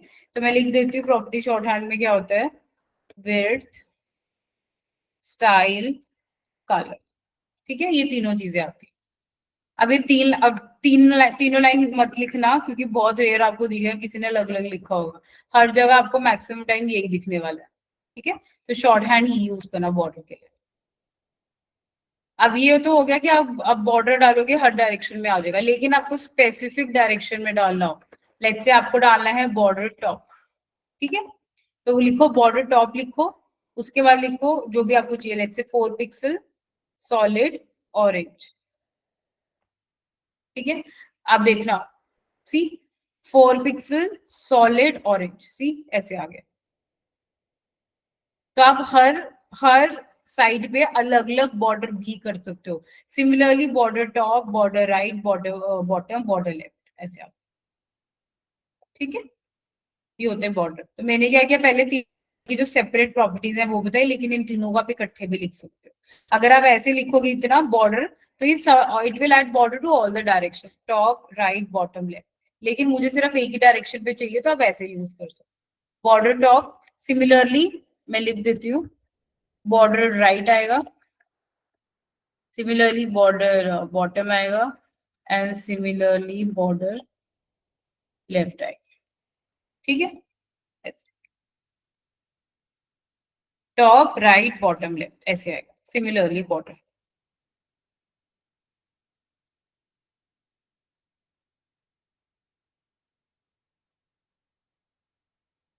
ठीक है, क्लियर है ये पार्ट सबको? Border is it clear? Just take a look at the code. तो ये तीनों मैंने इसलिए बताई ताकि आपको नॉलेज, अगर कभी ऑनलाइन लग से पढ़ो, वैसे आपको मैक्सिमम केस में बॉर्डर का डायरेक्ट शॉर्ट हैंड ही मिलेगा, क्योंकि तीन चीजों के लिए हम क्यों फालतू में 3 लाइंस ऐड करें, ठीक है। और अगर स्पेसिफिक डायरेक्शन पे चाहिए, लाइक टॉप राइट बॉटम कोई भी, तो मैं अलग से भी डाल सकती हूँ। अब नेक्स्ट हमारे पास आता है सर्कल। अगर आप कभी भी देखोगे ना HTML में, आप जब भी देखोगे, अभी तक HTML में हमने बॉर्डर, स्क्वायर, रेक्टेंगल कर सकती हूँ मैं इसको, विड्थ और हाइट आपको पता ही होगा, अलग अलग कर दो तो ये रेक्टेंगल बन जाएगा। लेकिन अगर आपको सर्कल बनाना हो, अगर आपको इलिप्स बनाना हो, तो आप क्या कर सकते हो? तो उसके लिए हम करते हैं बॉर्डर रेडियस, ठीक है। बॉर्डर रेडियस पहले मैं बता देती हूँ होता क्या। बॉर्डर रेडियस होता है आपके जो एंड्स होते हैं ना, ये top left, top right, bottom left, ये जो कॉर्नर्स होते हैं, इनको राउंड करने के लिए। सपोज मैंने इसको कर दिया 5 पिक्सल, आप देखना अभी कॉर्नर्स राउंडेड हो गए। इसको हटा रही हूँ मैं 1 मिनट के लिए। देखो ये स्क्वायर है प्रॉपर, ठीक है। अब मैंने इसको कर दिया राउंडेड, सी 5 पिक्सल, मतलब 5 पिक्सल यहाँ से, 5 पिक्सल यहाँ से, ये राउंड हो गया, ठीक है। अगर आप इसको 10 पिक्सल करोगे ना, ये और राउंडेड हो जाएगा। अगर आप इसको 50% कर दोगे ना, तो ये सर्कल बन जाएगा। तो ये है सर्कल। तो जब भी आपको सर्कल बनाना हो, तो ऐसे बनाना पड़ता है। इंटरव्यू में कभी कभी पूछ भी लेते हैं कि आप सर्कल बना सकते हो, तो सिंपल आंसर है हाइट विड्थ सेम कर दो और बॉर्डर रेडियस ऐड कर दो, वो सर्कल बन जाएगा, ठीक है। वैसे बॉर्डर रेडियस में आप कुछ भी ऐड कर सकते हो। बॉर्डर रेडियस राउंड, कॉर्नर्स को राउंड करने की हेल्प करता है, लेट्स से 5 पिक्सल, ठीक है। लेकिन अब मैंने उसको कर दिया है 50%। 50% से क्या होगा, पूरा ही राउंड हो जाएगा। अगर आप, अब आपको एलिप्स बनाना हो, ठीक है, एलिप्स किससे बनता है, ट्राई रेक्टेंगुलर वाली शेप से, तो आप देखो एलिप्स बन जाएगा। आप इसको विड्थ को ज्यादा कर दो, हाइट को कम, एलिप्स बन जाएगा, ठीक है। 50% ही रहेगा ये तो, रेक्टेंगल से एलिप्स बन जाएगा, और अगर सेम रखोगे स्क्वायर से सर्कल बन जाएगा, ठीक है। तो ये होती है बॉर्डर प्रॉपर्टीज, यही है प्रॉपर्टीज। वैसे तो दो ही है, ये बॉर्डर और बॉर्डर रेडियस। बस ये मैंने एक्स्ट्रा बता दी कि आप उनको ऐसे भी लिख सकते हो, या स्पेसिफिक साइड पे बॉर्डर चाहिए हो तो आपका बॉर्डर बन गया। इंटरव्यू में कभी कभी क्वेश्चन पूछ लेते हैं कि सर्कल कैसे बनेगा, तो सिंपल आंसर है हाइट विड्थ सेम दे दो, स्क्वायर बना दो, और फिर बॉर्डर रेडियस 50%, ठीक है। तो जनरली ना बॉर्डर रेडियस 5 पिक्सल 6 पिक्सल तब यूज होता है जब आप लोग इमेज गैलरीज बनाते हो ना। सपोज ऐसी वेबसाइट है ट्रैवल से रिलेटेड, वहाँ बहुत सारी इमेज गैलरीज है, तब आपके उनके कॉर्नर्स आपको राउंडेड दिखेंगे, तब यूज होता है वैसे सबसे ज्यादा बॉर्डर रेडियस 5 पिक्सल। सर्कल आप इमेज गैलरी के वक्त यूज कर सकते हो। आपको इमेजेस है, अब आप सपोज करो ये आपकी इमेज है, राइट, आप इसे डिव है, इसके ऊपर बैकग्राउंड इमेज लगा दो, तो सर्कुलर बैकग्राउंड इमेज आ जाएगी, ठीक है। तो ऐसे चेंजेस कर सकते हो। ये होता है बॉर्डर। अब नेक्स्ट इसके बाद हमारे पास आता है मार्जिन, ठीक है। अब बॉर्डर अब इतना तो समझ आ गया कि ये डिव था, इसके ऊपर बॉर्डर ऐड किया। अब मार्जिन और पैडिंग समझने के लिए बॉर्डर की जरूरत पड़ती है, ठीक है। Margin are use to create space. सबसे पहले ये याद रखना, इंटरव्यू में भी ना ये पूछ सकते हैं कि स्पेस अगर कभी भी क्रिएट करेंगे अपनी वेबसाइट में कहीं भी, एलिमेंट्स के बीच में स्पेशली, ठीक है, तो कैसे यूज करोगे। तो कभी भी ब्रेक आंसर मत करना। जैसे मैंने आप लोगों को कहा था ना कि जब भी नेक्स्ट लाइन पे लेके जाना हो तो ब्रेक यूज कर लिया करो, तो वो एक स्पेस क्रिएट कर देगा एक तरह से, ठीक है। नहीं तो हमारे पास एक एनबीएसपी होता है, ठीक है, मैं बता देती हूँ। एक एनबीएसपी होता है, ये एक टैब जितनी स्पेस क्रिएट कर देता है, एक टैब जितनी, मतलब टैब मतलब ये इतनी स्पेस क्रिएट कर देता है, ठीक है। लेकिन इंटरव्यू में ये मत बोलना। इंटरव्यू में आपको क्या बोलना है, सिंपली अगर मुझे अपनी वेबसाइट में एलिमेंट्स के बीच में या इन जनरल स्पेसिंग कहीं क्रिएट करनी है, सपोज यहाँ पे कहीं पे भी वेबसाइट में मुझे स्पेसिंग क्रिएट करनी है, तो मैं क्या यूज करूंगी, मार्जिन एंड पैडिंग, ये दो। तो इसका आंसर सिंपल है, इंटरव्यू में पूछा जाता है जनरली अगर फ्रंट एंड का है कि what do you use to create space, space as in between elements, between the like around the element, okay, so that time the answer is very simple, margin and padding, ये दो तरीके हैं, ठीक है। अब फर्क क्या है कि मार्जिन स्पेस क्रिएट करता है बॉर्डर के बाहर और पैडिंग स्पेस क्रिएट करता है बॉर्डर के इनसाइड, ठीक है, ये डिफरेंस है। तो margin are use to create space around elements outside of a defined border. Padding is used to create space around element content inside of any defined border, ठीक है। अब मैं एग्जाम्पल के साथ ही दोनों समझाती हूँ। एक अलग से डिव बना लेते हैं इसके लिए, ध्यान से सुनना ये सारा पार्ट, क्योंकि इंटरव्यू में बॉक्स मॉडल, तो अगर फ्रंट एंड में बॉक्स मॉडल पूछा जाएगा, बॉक्स मॉडल से रिलेटेड ये सारे क्वेश्चंस आते हैं। मैं यहाँ मार्जिन डाल देती हूँ। अब मेरे स्टाइल मार्जिन के मैं इसको कॉपी करूंगी, आईडी है हैश, ठीक है, ये वाला आ गया मार्जिन। अब मैं यहाँ क्या करूंगी, बेसिक विड्थ हाइट डाल देती हूँ, हाइट, बैकग्राउंड कलर डाल देते हैं, ठीक है, ये आ गया बॉक्स, कलर वाइट डाल, ये आ गया मेरा बॉक्स। इस मार्जिन वाले बॉक्स की बात हो रही है अभी बस, ठीक है। अब मैं इसमें डालूंगी बॉर्डर।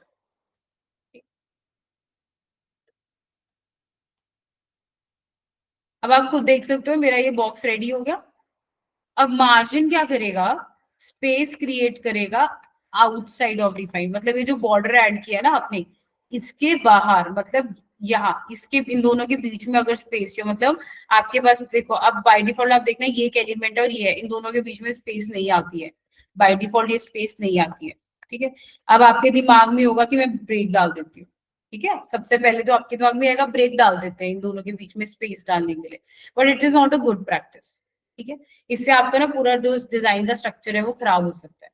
तो ब्रेक नहीं यूज करोगे आप क्या यूज करोगे, मार्जिन उस केस पे। तो जब भी आपको यहाँ स्पेस चाहिए हो राइट साइड पे, बॉटम पे और लेफ्ट पे, तो हम यूज करते हैं मार्जिन, ठीक है।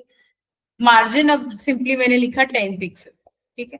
तो अब क्या होगा, ये सेम चीज, top margin, right margin, bottom margin, left margin, बस ये क्लॉकवाइज डायरेक्शन याद रखो, ठीक है।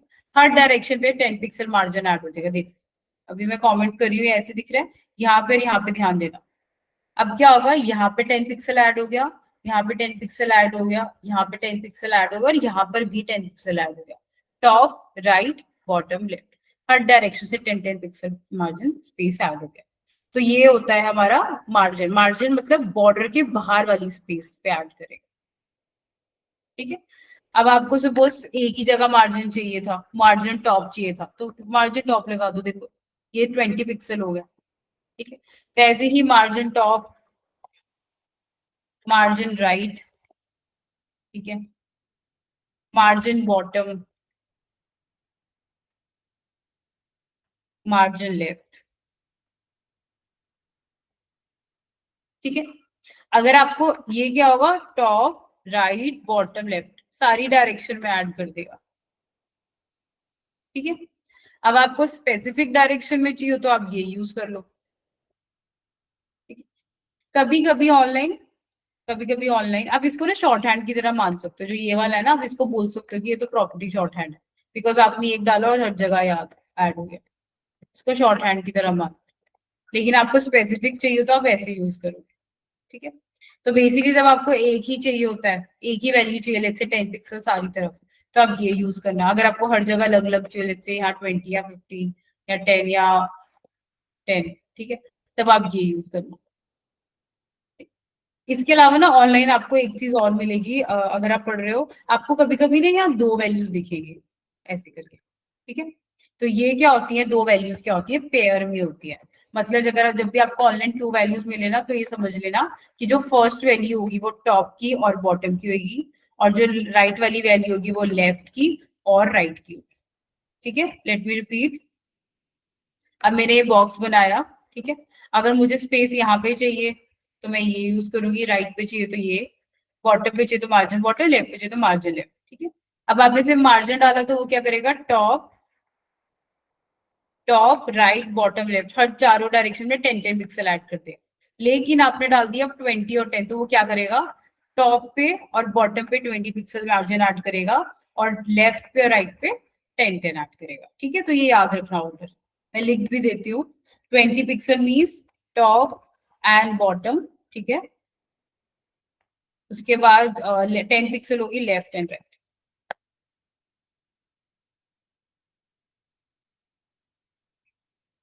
ठीक है। तो ये आपका हो गया मार्जिन। स्पेसिंग भी क्रिएट होगी मेरी वेबसाइट में जैसे मुझे चाहिए थी, ठीक है। तो ये होता है आपका margin property.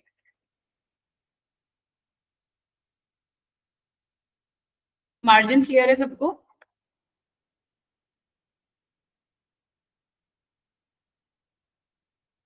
Is margin clear to all? अगर नहीं है तो बता दो, I will explain it again, because this part of the topic is very important. अभी जैसे मार्जिन के वैसे ही पैडिंग होता है, पैडिंग भी स्पेस क्रिएट करता है, बट इनसाइड बॉर्डर, मतलब आपको यहाँ पे स्पेस चाहिए हो, जो यहाँ पे, तो होता है पैडिंग, ठीक है। एक इसका एग्जांपल ले लेती हूँ, फिर मैं लास्ट में आपको पूरा सब एक एक एग्जांपल और ले लूंगी जिसमें सारे होंगे। लेट्स से पैडिंग, तो मैंने इसको कॉपी किया, इसको ऐड कर दिया। अब मैं इसको क्या कर दूंगी, विड्थ हाइट वगैरह तो मैं सेम ही रख रही हूँ, बैकग्राउंड कलर हम इसमें बदल देंगे, ठीक है। ये वाला बॉक्स है, ठीक है, ये वाला बॉक्स है मेरा। अब आप देखो यहाँ पे, अब आप खुद देखो, यहाँ पे इस बार ही जब मैंने ये बॉक्स डाला, इस div के बाद एक और div डाला, अब स्पेस अपने आप आ गया। क्यों आया स्पेस? क्योंकि मार्जिन डला हुआ है यहाँ पे, देखो margin bottom 20, top and 20 bottom 20 pixel डला हुआ है, लेफ्ट और राइट 10-10 डला हुआ है, तो इसलिए अपने आप ही स्पेस आ गया, ठीक है। अब यहाँ पे आ गया पैडिंग। अब पैडिंग क्या होता है, पहले बॉर्डर ऐड करती हूँ मैं।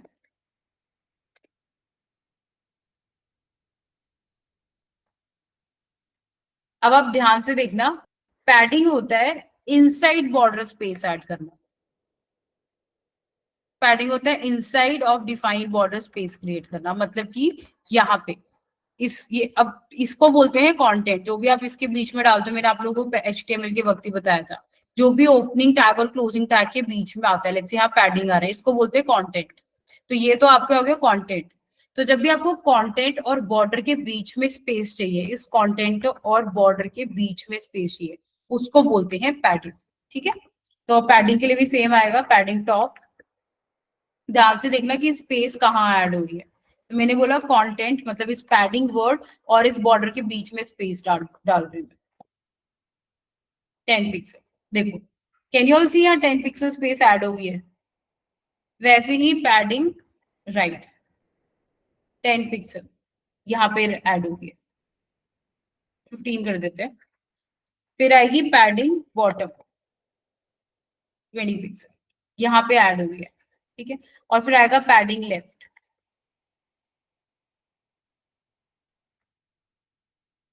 सी, यहाँ पे 10 पिक्सल स्पेस ऐड हो गई है, आप खुद देख सकते हो। और जब आप पैडिंग ऐड करते हो ना, एक और चीज, जो आपने विड्थ और हाइट दी थी, मैं इसको कमेंट कर रही हूँ, ध्यान से देखना, ध्यान से देखना, मैं इसको कमेंट करके ना सेव कर रही हूँ। देखो, जो मैंने जो हाइट और विड्थ दी थी, ये मेरा बॉक्स था ओरिजिनल। अब मैंने जब पैडिंग ऐड करी तो देखो साइज भी बढ़ गया इसका, क्यों? क्योंकि टॉप पे 10 पिक्सल स्पेस ऐड करी, राइट पे 15, बॉटम पे 20, लेफ्ट में ये। मार्जिन से आपने ध्यान दिया तो स्पेस बॉक्स के साइज में कोई फर्क नहीं रहा। मतलब मैं मार्जिन ना भी ऐड करूं तो भी जो मेरा बॉक्स का साइज था देखो वो सेम है, बॉक्स का साइज में कोई डिफरेंस नहीं है क्योंकि आउटसाइड स्पेस है।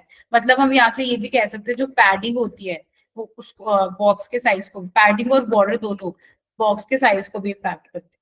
क्योंकि जब ये पैडिंग नहीं थी तो बॉक्स का साइज ये था, अब पैडिंग ऐड करने के बाद बॉक्स का साइज ये होगा, मतलब हाइट और विड्थ बढ़ गई। तो मैं कह सकती हूँ यहाँ से कि padding impacts and border also impacts the height and width of the box also. ठीक है, तो यहाँ से आपको ये जो लिखा है स्टेटमेंट क्लियर हो गया हो कि मार्जिन बॉर्डर के आउटसाइड स्पेस करने के काम आता है और पैडिंग इनसाइड। ठीक है, अब बाकी सब इसमें सेम है, मार्जिन की तरह की शॉर्टकट यूज करना है अगर प्रॉपर्टी शॉर्ट हैंड तो वो भी कर सकते हो, पैडिंग कर देना बस इसको। ठीक है, और अगर कभी भी आपको फ्यूचर में दो वैल्यूज दिखी लिखी हुई तो उसका मतलब यही होगा, top bottom left and right, simple. ठीक है, ये पार्ट तो सेम ही हो गया। सिंटेक्स वाइज बस फर्क है, मार्जिन की जगह पैडिंग आएगा और स्पेस का फर्क आएगा। मैं रिपीट कर देती हूँ, सबसे पहले आपका कंटेंट आ रहा है, ठीक है, उसके बाद आपकी पैडिंग आ रही है, फिर आपका बॉर्डर आ रहा है और फिर बाहर आपका मार्जिन आ रहा है। मार्जिन मैंने टॉप इससे ऐड किया था बॉटम से। ठीक है, इसको बोलते हैं बॉक्स मॉडल, इसी पूरी चीज को हम बोलते हैं box model. So in CSS, the term box model is used to use when you are talking about design and the layout. ठीक है, and it essentially have four things: margin, padding, border and content. अब खुद देखो, content is anything that you're putting between opening and closing tag. वो content text भी हो सकता है, वो content image भी हो सकती है, कुछ भी हो सकता है। ठीक है, अब इस content के बाहर वाली लेयर होती है padding की, पैडिंग के बाहर वाली लेयर होती है बॉर्डर की, और बॉर्डर के बाहर वाली होती है मार्जिन। ठीक है, अब आप खुद देखना यहाँ पे, सबसे पहले यहाँ पे आया कंटेंट पैडिंग, पैडिंग के बाहर मतलब टेक कंटेंट के बाहर वाला स्पेस है पैडिंग का, पैडिंग के बाहर वाला स्पेस है बॉर्डर का, और बॉर्डर के बाहर यहाँ पे है मार्जिन का स्पेस। ठीक है, और यहाँ से आप देख सकते हो कि मार्जिन से एटलीस्ट बॉक्स के साइज पे कोई फर्क नहीं पड़ता, लेकिन पैडिंग से और बॉर्डर से, मतलब मैं यहाँ ये बढ़ा देती हूँ बॉर्डर, अब ये देखना बॉर्डर से और पैडिंग से बॉक्स का साइज बदल भी जाता है। ठीक है, इसे बोलते हैं बॉक्स मॉडल, दैट्स इट, ये बॉक्स मॉडल होता है। Box model means it is something that we use to create layout and designing, and we basically create a box which will wrap around or consist of these four things: margin, order से याद रखना, content, padding, border and margin. ठीक है, content ये वाला हो गया, इसके पहले कंटेंट आ रहा है, फिर उसके अराउंड पैडिंग आ रही है, फिर उसके अराउंड बॉर्डर आ रहा है, फिर मार्जिन आ रहा है। ठीक है, यहाँ से भी अगर मैं बताऊं तो मेरे पास सबसे पहले एक बॉक्स है, सपोज यहाँ पे टेक्स्ट लिखा हुआ है पी। ठीक है, तो पहले कंटेंट आया, कंटेंट वाला बॉक्स आएगा, ठीक है, फिर ये पैडिंग वाला बॉक्स आएगा, फिर ये बॉर्डर वाला बॉक्स आएगा, और फिर उसके बाहर आएगा मार्जिन।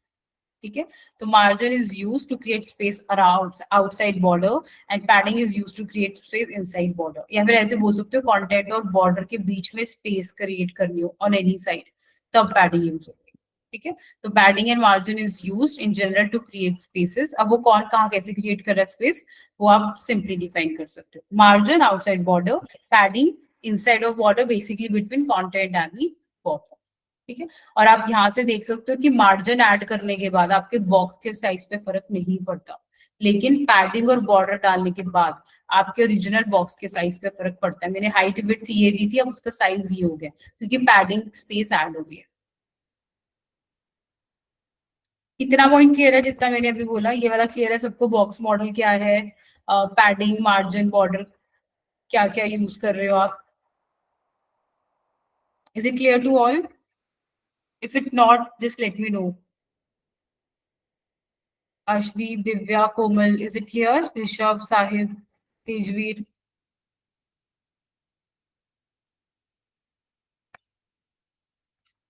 ठीक है, ऑलराइट। अब इसमें क्या है, ये तो क्लियर हो गया। अब मैं एक चीज करूंगी, ठीक है, जिससे ना आपको इंपॉर्टेंस और पता लगेगी कि कब मार्जिन यूज करना है और कब पैडिंग, क्योंकि अगर अगर आपके पास बॉर्डर ना हो और बैकग्राउंड कलर भी ना हो, ठीक है, तो आपको कभी पता ही नहीं लगेगा कि स्पेस पैडिंग से आई है और मार्जिन से। लेट मी रिपीट अगेन, अभी तो मेरे यहाँ बॉर्डर लगाया हुआ है और बैकग्राउंड कलर लगाया हुआ है, ठीक है, बॉर्डर भी हटा देती हूँ, तो बैकग्राउंड कलर से बता सकती हूँ कि हाइट एंड विड्थ से ज्यादा हो गया इसका साइज, लेकिन बैकग्राउंड कलर भी नहीं है। ठीक है, और सेम मैं यहाँ पे कर रही हूँ, बैकग्राउंड कलर हटा रही हूँ, ठीक है, और बॉर्डर हटा रही हूँ। आप लोग इसका कलर बदल देते हैं और ब्लू कर देते हैं, ठीक है, ब्लैक। आप लोग मुझे बताओ, इसको आप भूल जाओ टेक्स्ट को। आप लोग मुझे बता सकते हो कि इन दोनों बॉक्सेस पे मार्जिन यूज हुआ, मतलब यहाँ पे दो बॉक्स है, इनमें मार्जिन यूज हुआ है या पैडिंग यूज हुई है? आप लोग बता सकते हो विदाउट एनी बाउंड्री और एनीथिंग? यहाँ स्पेस मुझे पता लग रहा है कुछ क्रिएट है, ये भूल जाओ, टेक्स्ट है ये, तो इसको भूल जाओ। यहाँ पे एक बॉक्स है और यहाँ पे एक बॉक्स है। आप लोग बता सकते हो स्पेस के लिए मार्जिन यूज हुआ है या पैडिंग यूज हुई है without looking at code? Output से बता सकते हो? येस और no? No, right? What about others? बता सकते हैं हम यहाँ पे कि स्पेस जो यहाँ पे आ रही है, ये जो स्पेसिंग है यहाँ पे, ये मार्जिन से आई है पैडिंग से आई है? नहीं बता सकते, मैं भी नहीं बता सकती, क्योंकि आपको पता ही नहीं लगेगा मार्जिन से ऐड हुआ पैडिंग से। ये पॉइंट इसलिए बता रही हूँ ताकि आपको इन फ्यूचर पता हो कि कब मार्जिन यूज करना है, कब पैडिंग, क्योंकि अभी तो मैंने बॉर्डर और बैकग्राउंड कलर ऐड किया है पर्पसली ताकि आपको समझ आ जाए, बट रियल टाइम में हर जगह बॉर्डर, हर जगह पैडिंग, या हर जगह बॉर्डर या स्पेसिंग नहीं होगा, या बैकग्राउंड कलर हर जगह नहीं होगा। तो आपको पता कैसे लगेगा कि कब मार्जिन यूज करना है, कब padding? The answer is very simple. जब भी आपको उस कंटेंट के अराउंड स्पेस चाहिए, जब आप जो आपने कंटेंट लिखा है इसके अराउंड स्पेस चाहिए तो पैडिंग आएगी। जब आपको इस कंप्लीट बॉक्स के अराउंड स्पेस चाहिए तब मार्जिन आएगा। ठीक है, ये बहुत ही इंपॉर्टेंट पॉइंट है। अगर मैं ये हटा दूं, आपको इस बॉक्स में कभी पता ही नहीं लगेगा कि आपने पैडिंग यूज की है या मार्जिन, क्योंकि ना ही बाउंड्री और ना ही कोई बैकग्राउंड कलर है, मुझे पता कैसे लगेगा? तो और मुझे यहाँ पे ऐड करना है, कुछ स्पेस के लिए कुछ ऐड करना है, तो आंसर इज सिंपल। आपको क्या करना है इस केस में, ये याद रखना है, जब भी ये जो कंटेंट लिखा है, इसकी कुछ भी हो सकता है, इमेज भी हो सकती है, टेक्स्ट भी हो सकता है, कुछ भी, इस कंटेंट के अराउंड स्पेस चाहिए जब भी आपको, ठीक है, देन यू यूज पैडिंग। जब भी आपको जो आपने बॉक्स बनाया इसके आउटसाइड स्पेस चाहिए तब आपको चाहिए मार्जिन। ये भी एक तरीका है याद करने का या समझने का कि कब पैडिंग यूज करना है, कब मार्जिन। क्योंकि इनिशियली प्रैक्टिस में सबसे ज्यादा प्रॉब्लम ही यही होती है कि बॉर्डर होता नहीं, बैकग्राउंड कलर नहीं होता, और स्पेस के चक्कर में कुछ भी ऐड करते रहते हैं स्टूडेंट्स, जो कि गलत प्रैक्टिस है। It's better you learn it in the beginning only. ठीक है, कि ये याद रखना, जब भी ये जो कंटेंट लिखा है इसके अराउंड स्पेस चाहिए हो देन यू यूज पैडिंग, और जब भी बॉक्स के अराउंड स्पेस चाहिए, बॉक्स के बाहर, देन यू नीड मार्जिन। और ये याद, आई होप क्लियर हो गया कि पैडिंग और बॉर्डर तो ओरिजिनल विड्थ और हाइट को भी इम्पैक्ट करता है। जो ओरिजिनल विड्थ और हाइट 100 थी उसमें और ऐड हो गई है स्पेस, मार्जिन नहीं करता। मार्जिन जो बॉर्डर विड्थ और हाइट थी उसको इम्पैक्ट नहीं कर रहा बिल्कुल, लेकिन बॉर्डर और पैडिंग करते हैं। ठीक है, ऑलराइट। अब इसमें एक छोटा सा और पॉइंट, ठीक है, ये लास्ट पार्ट है, इस टॉपिक का लास्ट पार्ट है, कि अब ये जो मैंने ऐड किया सारा, ठीक है, अब मुझे क्या करना है। प्रॉब्लम यहाँ पे है कि मैंने तो विड्थ और हाइट ये दी थी, जो कि बहुत बारी होगा टीम, स्पेशली मैं डिजाइन बताती हूँ किन डिजाइन में प्रॉब्लम हुई क्या। जैसे कि ये वाला बॉक्स है, ठीक है, अब ये फर्स्ट बॉक्स है, ये सेकंड है, ये थर्ड है, ये फोर्थ है। आप अपने माइंड में सोच सकते हो कि बाय डिफॉल्ट विड्थ 100% थी, उसको उन्होंने 4 पीसेस में डिवाइड कर दिया और बीच में स्पेस। अब आप यहाँ से खुद देखो, अब आप यहाँ से बता सकते हो ना कि ये मार्जिन है, ये मार्जिन है, ये पैडिंग है। ठीक है, यहीं से बताती हूँ। ये देखो, अब आप बता सकते हो कि ये मार्जिन है, ग्रे वाला पार्ट मार्जिन है, ये पैडिंग है, इसकी जो स्पेस है ये पैडिंग है। ठीक है, यहाँ पे भी आप बता सकते हो ये पैडिंग है यूज की हुई, ये मार्जिन है बाहर, दिस इज ऑल पैडिंग, ये पैडिंग यूज की हुई है इन्होंने, ये भी पैडिंग यूज की हुई है, ये भी पैडिंग है। ठीक है, ये मार्जिन है, ग्रेइश वाला पार्ट, ये वाला मार्जिन है। ठीक है, तो यहाँ से आप देख सकते हो इजिली, देखो ये क्वांटिटी। अब इसमें कंटेंट में अगर बात करूं, इसको मैं बोल रही हूँ पूरा कंटेंट। एक सेकंड, अब मैं कंटेंट अगर बोल रही हूँ तो मैं इस पूरे को कंटेंट बोल रही हूँ, इस पूरे को। तो आप खुद देखो, कंटेंट, कंटेंट के पास है बॉर्डर, बॉर्डर कंटेंट के पास है पैडिंग। अब इन्होंने बॉर्डर नहीं लगाया है तो छोड़ दिया वो वाला पार्ट, और फिर उसके बैकग्राउंड कलर लगाया हुआ है और उसके पास है मार्जिन। अब खुद देख सकते हो यही बॉक्स मॉडल है। इसलिए मैंने कहा था अगर ये टॉपिक समझ आ गया 35% CSS हो गया, क्योंकि हर जगह यही अप्लाई हो रहा है। देखो कंटेंट, फिर बॉर्डर पैडिंग, फिर बॉर्डर अगर लगाना है तो लगाओ, फिर मार्जिन। हर जगह यही फॉलो है। See, this is content, then padding, then border and then margin. हर जगह सी ये भी, ये अब इसमें ये वाला सारा कंटेंट आ जाएगा, content then padding then border and then margin. पूरी वेबसाइट, कोई भी वेबसाइट खोल लो, इंडिजिन खोल लेते हैं, यही फॉलो होगा हर जगह। देखो ये ओके, तो ये तो इन्होंने बनाई, विड्थ कम है। ये वाला पार्ट ले लेते हैं। देखो ये क्या है, कंटेंट, ये एक बॉक्स है, इसमें कंटेंट है और ये पैडिंग है इसके अराउंड। ठीक है, यहाँ पे देखो, सी ये कंटेंट, ये डिव है, बॉक्स है। ठीक है, ये मेरी कंटेंट है सारा, इसके अराउंड बॉर्डर पैडिंग है, और ये देखो बॉर्डर बॉटम, आज ही बताया था मैंने आपको, इन्होंने देखो इन 3 बॉक्सेस में बॉर्डर बॉटम लगाया है। तो अब ये वाला जो डिजाइन आप देख रहे हो टीम, ये आप आज खुद से क्रिएट कर सकते हो। एक रो में आ रहे हैं वो नहीं मैं बोल रही, बट अदरवाइज आप ये वाला पार्ट इजीली क्रिएट कर सकते हो खुद से। बॉर्डर बॉटम लगेगा, ये टेक्स्ट लगेगा, पैडिंग लगेगी, दैट्स इट, बन गया। और आपको इसकी स्टाइलिंग देखनी हो तो इंस्पेक्ट पे जाके इसकी देख सकते हो, हाइट विड्थ डायमेंशन इन्होंने क्या ली हुई। ठीक है, यहाँ पे देखो ये आ गया सारा कंटेंट इंक्लूडिंग द बटन्स, फिर आ गया पैडिंग, और फिर बॉर्डर लगाने तो लगाओ। ये देखो ये आपका एक बॉक्स है, इन्होंने देखो बॉर्डर राइट लगाया है, बॉर्डर राइट पिंक कलर का, सॉलिड पिंक, 4 पिक्सल के राउंड है ये। तो ये क्या है, कंटेंट सारा। ठीक है, फिर इन्होंने पैडिंग लगाई हुई है, फिर उन्होंने बॉर्डर राइट लगाया हुआ और मार्जिन यहाँ पे स्पेसिंग के लगाया हुआ। ठीक है, I hope you all are able to relate now. आप कोई भी वेबसाइट खोल के जो भी टॉपिक पढ़ रहे हो, वेबसाइट्स के थ्रू रिलेट करो, ज्यादा इजी होगा। तो आप लोग देख सकते हो कैसे एक साइड पे बॉर्डर कहाँ कहाँ यूज हो सकते हैं। इंडिजिन is a very good website, अगर आपको एक ही साइड बॉर्डर, वो बॉक्सेस बना के प्रैक्टिस कर सकते हो आज। ठीक है, तो अब इसमें एक चीज है कि अब इस चीज पे हमें एक चीज समझ आ गई है कि जो पैडिंग रहती है वो हमारी ओरिजिनल हाइट विड्थ को भी इम्पैक्ट कर रही है। कि जो हमारी ओरिजिनल हाइट विड्थ मैंने अब 100 दे दी, ठीक है, अभी सपोज अमेजोन में वेबसाइट बना रही हूँ, ठीक है, अब मैंने ये डिव लिया, इसमें मैंने 4 डिवीजन कर दी मेन, ये 4 बॉक्स है ना, एक ये पूरा 3 और 4, ठीक है। अब मैंने 4 डिवीजन करी, 100 को डिवाइड किया 4 से, तो 25% देती सपोज सबको, और प्लस थोड़ी सी और कम क्योंकि बीच में और स्पेस भी है। तो मैंने कुछ डिवीजन कर दी, तो मेरे माइंड में तो परसेंटेज होगी उतनी जितनी मुझे चाहिए थी, तो मैंने विड्थ और हाइट दे दी उसके अकॉर्डिंग। ठीक है, तो आप ये विड्थ और हाइट देते हो ना, ये जो विड्थ और हाइट देते हो, ये विड्थ हाइट होती है इस कंटेंट एरिया। जो आप लोग ये जो विड्थ और हाइट देते हो ना किसी भी बॉक्स को, किसी भी ब्लॉक लेवल एलिमेंट को, इसको, वो कंटेंट एरिया का विड्थ और हाइट होता है, ये कंटेंट एरिया का। ये जो कंटेंट देख रहे हो ना आप, ये पैडिंग वाला, ये पूरा, ये जो पूरा टेक्स्ट है, ये पूरा बॉक्स आएगा। इसमें और वर्ड्स ऐड कर देती हूँ ताकि और क्लियर हो जाए। ये ये जो पूरा बॉक्स अभी बढ़ता रहेगा ना,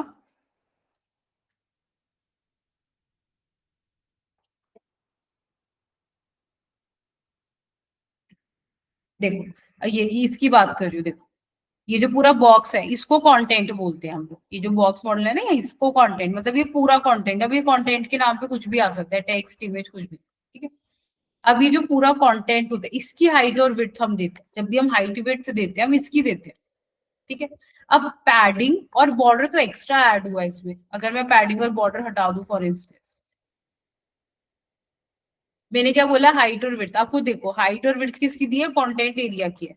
ये जो विड्थ और हाइट है ये कंटेंट एरिया की है, अब खुद देखो विड्थ हाइट इज पूरा कंटेंट एरिया कवर हो रहा है। उसके बाद पैडिंग बॉर्डर ऐड करते हो तो एक्स्ट्रा ऐड हो रहा है, मार्जिन तो नहीं हो रहा है, मार्जिन तो आपका एक्स्ट्रा ऐड नहीं होता, तो एक्स्ट्रा स्पेस ऐड कर। लेकिन आपकी जो ओरिजिनल बॉक्स की हाइट 100 पिक्सल 100 पिक्सल थी, अब वो बदल के चेंज हो गया, वो चेंज हो चुकी है, अब वो क्या हो गई है, ये प्लस बॉर्डर का हाइट और पैडिंग का हाइट और width, वो भी बदल गया। ठीक है, ये पॉइंट क्लियर है सबको कि मैंने तो विड्थ और हाइट, जब भी आप विड्थ और हाइट देते हो ना, यहाँ पे यही लिखा था मैंने कि whenever you give width height you give the width and height of an element for the content part, सिर्फ कंटेंट पार्ट को देते हो आप, ये वाला, ये कंटेंट पार्ट। पैडिंग बॉर्डर तो अलग से ऐड हो रहा है उसमें। फिर से दिखा देती हूँ कि मैंने क्या किया था, सपोज ये मैंने बॉक्स बनाया, मैंने इसमें विड्थ डाल दी, हाइट डाल दी, तो विड्थ हाइट सिर्फ कंटेंट एरिया, मतलब ये जो टेक्स्ट देख रहे हो ना यहाँ पे, ये कंटेंट एरिया, सिर्फ इस कंटेंट की विड्थ और हाइट सी, ये पूरा इस बॉक्स में ही आ रहा है। उसके बाद जब इस पे बॉर्डर डाला और पैडिंग डाली, वो तो एक्स्ट्रा ऐड हो गया इसमें, ठीक है। तो ये प्रॉब्लम क्रिएट करता है, क्योंकि क्योंकि जब भी आप वेबसाइट बनाते हो ना, अब एज अ डेवलपर आप हाइट विड्थ जो देते हो आपके दिमाग में ना वही होती है। जब आप विड्थ और हाइट देते हो ना, आपको लगेगा मैंने विड्थ कितनी दी थी तो उसकी विड्थ इतनी रहेगी, लेकिन पैडिंग और बॉर्डर की वजह से चेंज हो जाती है। बेस्ट एग्जांपल आप यहाँ देख सकते हो। जिसने भी वेबसाइट बनाई होगी उसने ये तो देखा होगा कि ये ऑब्वियसली एक बॉक्स है, उसने उसके अकॉर्डिंग इसकी विड्थ दे दी, लेकिन बाद में पैडिंग ऐड होगी, पैडिंग की वजह से तो और स्पेस ऐड होगी, ठीक है। अगर आप ऑब्वियसली 100% से ज्यादा एक्सीड होगा तो नेक्स्ट लाइन में चला जाएगा ना, क्योंकि एक विड्थ यहाँ पे तो सिर्फ 100% आ सकता है, 100% से ऊपर जाते ही ये टीम नेक्स्ट लाइन में चला जाएगा, तो ये डिजाइन खराब हो जाएगा, ठीक है। तो उसके लिए हम लोग क्या करते हैं, सबसे ऊपर यूनिवर्सल ऑपरेटर में, ठीक है, क्या लिखना है आपको ध्यान रखना, यूनिवर्सल में आप लिख दोगे box sizing border box, that's it. आपको box sizing border box add कर देना यूनिवर्सल। मैंने आपको कल कहा था ना यूनिवर्सल में क्या लिखता है, 3-4 लाइन में आप लोगों को मैं बता दूंगी, वो सबसे पहली लाइन ये आती है, ये आपको हमेशा ऐड करनी। अब क्या होगा, अब मैं थोड़ा टेक्स्ट रिड्यूस कर देती हूँ।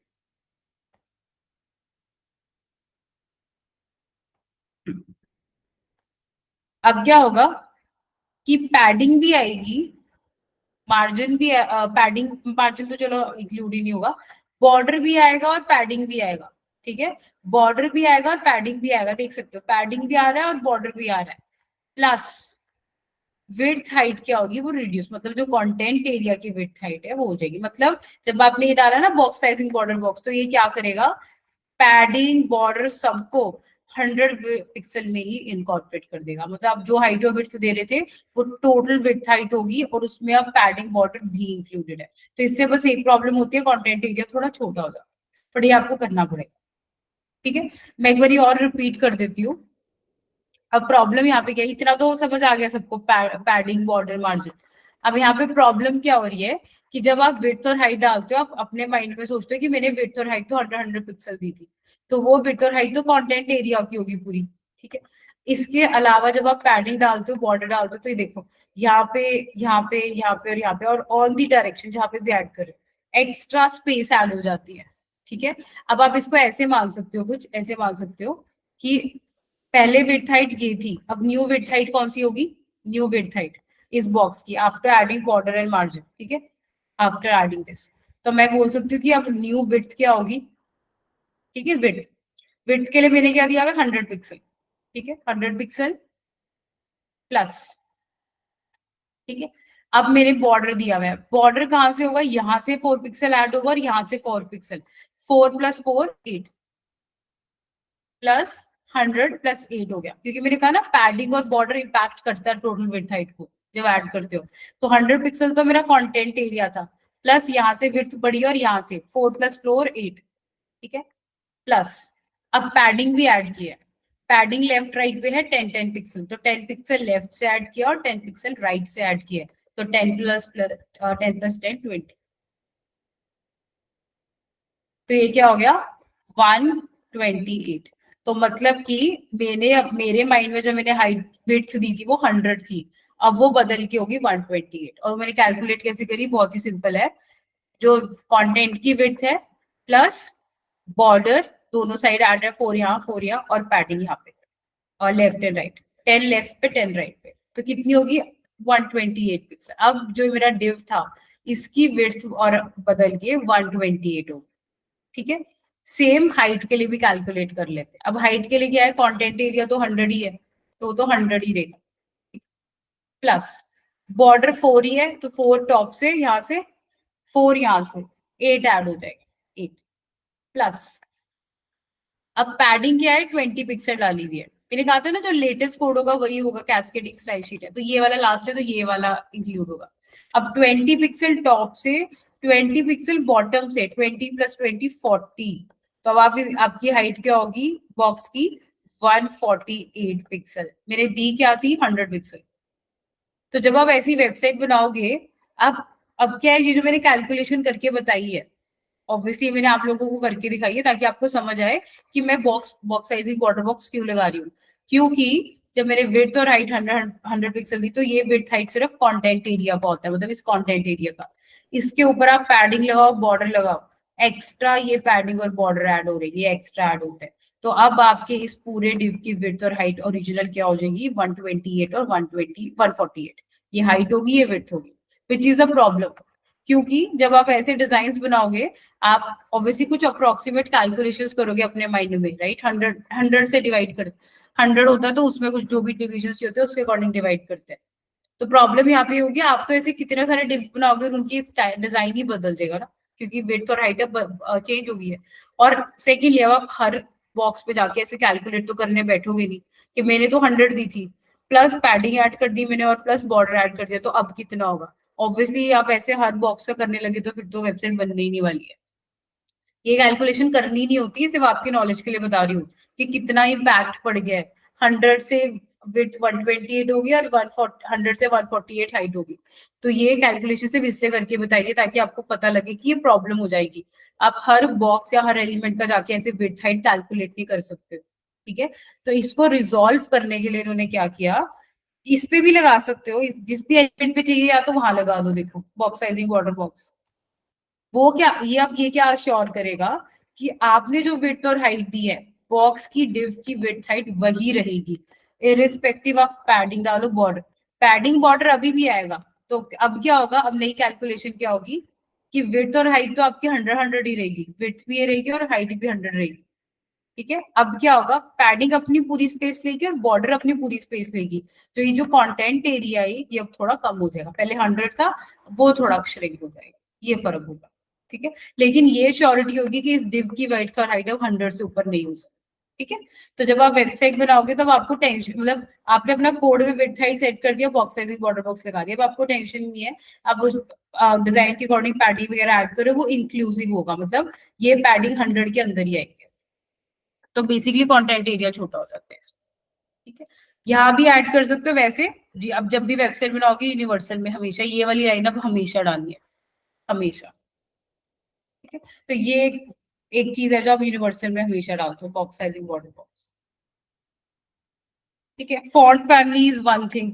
फॉन्ट फैमिली एक और ऐसी चीज है जो आप हमेशा डालते हो फॉन्ट फैमिली में, क्योंकि जनरली पूरी वेबसाइट के लिए हम यही यूज करते हैं। लेकिन कोई ऐसी हेडिंग या कोई ऐसा पार्ट आ गया जहाँ कोई और फॉन्ट फैमिली चाहिए, अब मैंने कल ही बताया था यूनिवर्सल की, यूनिवर्सल में आप कोई भी स्टाइलिंग डाल दो, लेकिन बाद में आप उसको जो चेंज करना चाहो तो कर सकते हो। मतलब यहाँ पे मैंने ये डाल दिया फॉन्ट फैमिली पूरी वेबसाइट पे अप्लाई हो जाएगा, लेकिन यहाँ पे आके मैंने फॉन्ट फैमिली सपोज बदल दी तो इस वाले में वो वाली अप्लाई हो जाएगी, ठीक है? तो इसको बोलते हैं बॉक्स मॉडल पूरा, जिसमें कंटेंट आता है, फिर बॉर्डर पैडिंग आता है, फिर बॉर्डर आता है और फिर मार्जिन आता है,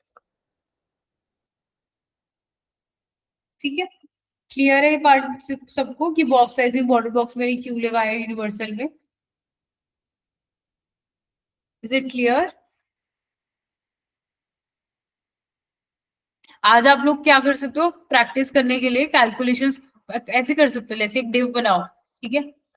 इसमें पैडिंग मार्जिन डालो और फिर जैसे मैं आज 100 प्लस करके कैलकुलेशन किया, खुद भी करो वो प्रैक्टिस, ताकि आपको समझ आए कि मेरी विड्थ बॉक्स की विड्थ हाइट बदल रही है, जो कि हम नहीं चाहेंगे, क्योंकि ऐसे तो हर बॉक्स का हम मैनुअली थोड़ा कैलकुलेट करने बैठेंगे। तो इसलिए हम width height box sizing border box लगा देते हैं यूनिवर्सल में, क्योंकि ये सबको अप्लाई हो गया, ताकि मुझे टेंशन ना हो कि पैडिंग और बॉर्डर मेरे बॉक्स की साइज को बदल रही है। और एक चीज, ये जो मेरे पैडिंग वाला मैंने 128 और वो वाली कैलकुलेशन बताई है ना, वेबसाइट में भी देख सकते हो कैसे। मैंने ये कमेंट कर दिया बॉक्स साइजिंग बॉर्डर बॉक्स, ठीक है? जो मैंने 128 और वो वाली कैलकुलेशन बताई थी ना, आप इंस्पेक्ट पे जाके देख सकते हो। आप इंस्पेक्ट पे जाओ, ठीक है? उस एलिमेंट पे जाओ इंस्पेक्ट पे, और बिल्कुल लास्ट में चले जाओ, ठीक है? जो मैंने अभी आपको चीज समझाई है ना, वो ये रही। अब ध्यान से देखना, ये जो बॉक्स है ना आपका, वो आपको नीचे यहाँ पे दिख जाता है, बिल्कुल स्टाइल्स में स्क्रॉल करो, देखो यूआई पे ध्यान देना यहाँ पे। मैंने देखो, can you see 100 by 100? I hope everyone is able to see that 100 by 100। देख पा रहे हो, यही मेरे कंटेंट का विड्थ और हाइट रखा था जो मैं बोल रही थी। Plus padding, can you all see 20 pixel top 20 pixel bottom, और लेफ्ट और राइट 10 और 10 है, ये देखो यही ऐड किया, टॉप एंड बॉटम 20 20 सी, और लेफ्ट और राइट 10 and 10। फिर बॉर्डर 4 पिक्सल सारी डायरेक्शन पे ऐड होगा, सी, ये देखो। आप लोग यहाँ से भी देख सकते हो, ये कंटेंट एरिया है, ये पैडिंग है। मतलब आप वेबसाइट पे ध्यान दो, मैं यहाँ पे होवर कर रही हूँ, देखो 100 by 100 पे क्या देखो, कंटेंट एरिया सेलेक्ट हो गया, ये पैडिंग वाला सेलेक्ट हो गया, ये बॉर्डर वाला सेलेक्ट हो गया, और ये मार्जिन हो गया जो कि आउटसाइड है। आप लोग यहाँ से भी समझ पा रहे हो, कंटेंट पैडिंग बॉर्डर। तो मैंने कहा ना 100 by 100 तो कंटेंट एरिया का होता है, उसके बाद पैडिंग और बॉर्डर एक्स्ट्रा ऐड होता है, मार्जिन आउटसाइड होता है तो वो इंक्लूड नहीं होता है। अब क्लियर है ये सबको, ये वाले डायग्राम से, कि जो मैं बोल रही थी 100 प्लस विड्थ में 10 प्लस 10 120 प्लस 8 128, अब ये पूरी विड्थ ये होगी है। फिर मैं बोल रही थी 100 प्लस 20 20 40 और 8 148 इसकी हाइट हो गई ये पूरी। क्लियर, अब क्लियर है सबको इस डायग्राम से? आप लोग अपने साइड पे भी खोल के देख सकते हो डायग्राम। आपको उस एलिमेंट पे जाना है, इंस्पेक्ट, यहाँ पे स्टाइल्स में स्क्रॉल करते रहो, ये पूरा आ गया, और यहाँ वैल्यूज भी गिवन है जो मेरे गिवन है वेबसाइट। ठीक है, अब मैंने इसके बाद क्या किया, बॉक्स साइजिंग बॉर्डर बॉक्स लगा दिया। अब देखना क्या इम्पैक्ट पड़ेगा। अब देखो, अब मैं इस पे राइट क्लिक करके इंस्पेक्ट किया, ठीक है, स्टाइल्स पे गई, स्क्रॉल किया। अब देखो, बॉर्डर अभी भी वही है, सी पैडिंग अभी भी वही है, बॉर्डर अभी भी वही है, पैडिंग अभी भी वही है, यहाँ से देख सकते हो पैडिंग अभी भी वही है, बॉर्डर अभी भी वही है। फर्क क्या पड़ा, कंटेंट एरिया। कंटेंट एरिया पहले 100 by 100 था, अब वो 72 by 52 कंटेंट एरिया कम, जो मैं कह रही हूँ, बॉर्डर भी वही है, पैडिंग भी वही है, कंटेंट एरिया कम। अब पूरे बॉक्स की विड्थ और हाइट 100 हो गई क्योंकि, ठीक है। आई होप यहाँ से आपको ज्यादा अच्छे से समझ आ गया हो। स्टाइल्स पे स्क्रॉल करो, उस एलिमेंट पे जाके आपको यहाँ पे दिख जाएगा। ये आज मैं अपना कोड दूंगी ना आपको, तो करना ये वाला कमेंट करके भी देखना, और ये वाला अनकमेंट करके, आपको यहाँ से वैल्यूज अच्छे से जो मैंने कैलकुलेट करके बताई ना 120 to 148, यहाँ से भी देख सकते। ठीक है, is it clear? Box border box का क्या डिफरेंस आ रहा है वो आपको इस डायग्राम से पता लग रहा होगा। Arshdeep, Komal, Divya, Rishabh, is it clear? Sahil, Supreet, ठीक है, बाकी का टॉपिक कल करेंगे। असाइनमेंट दे देती हूँ, आज की असाइनमेंट बहुत इंपॉर्टेंट है क्योंकि एक रियल टाइम डिजाइन दे रही हूँ मैं आज आप लोग। ठीक है, ये आपको फॉर्म क्रिएट करना है। ठीक है, अब ये फॉर्म की विड्थ 700 पिक्सल है, और इस वेबसाइट के सेंटर में, मतलब ये मेरी वेबसाइट है तो इसके सेंटर में 100 पिक्सल यहाँ प्लेस होगा, या सेंटर में 100 पिक्सल यहाँ पे प्लेस होगा, 700 पिक्सल। ठीक है, यहाँ मैंने मेंशन कर दिया। कलर देख लो, ये पिंकिश है, आप अपनी मर्जी से कोई पिंक ऐड कर देना। तो मैं ब्रेक डाउन कर देती हूँ, ये हेडिंग टैग है, ये पैराग्राफ टैग है, ये सारे इनपुट है।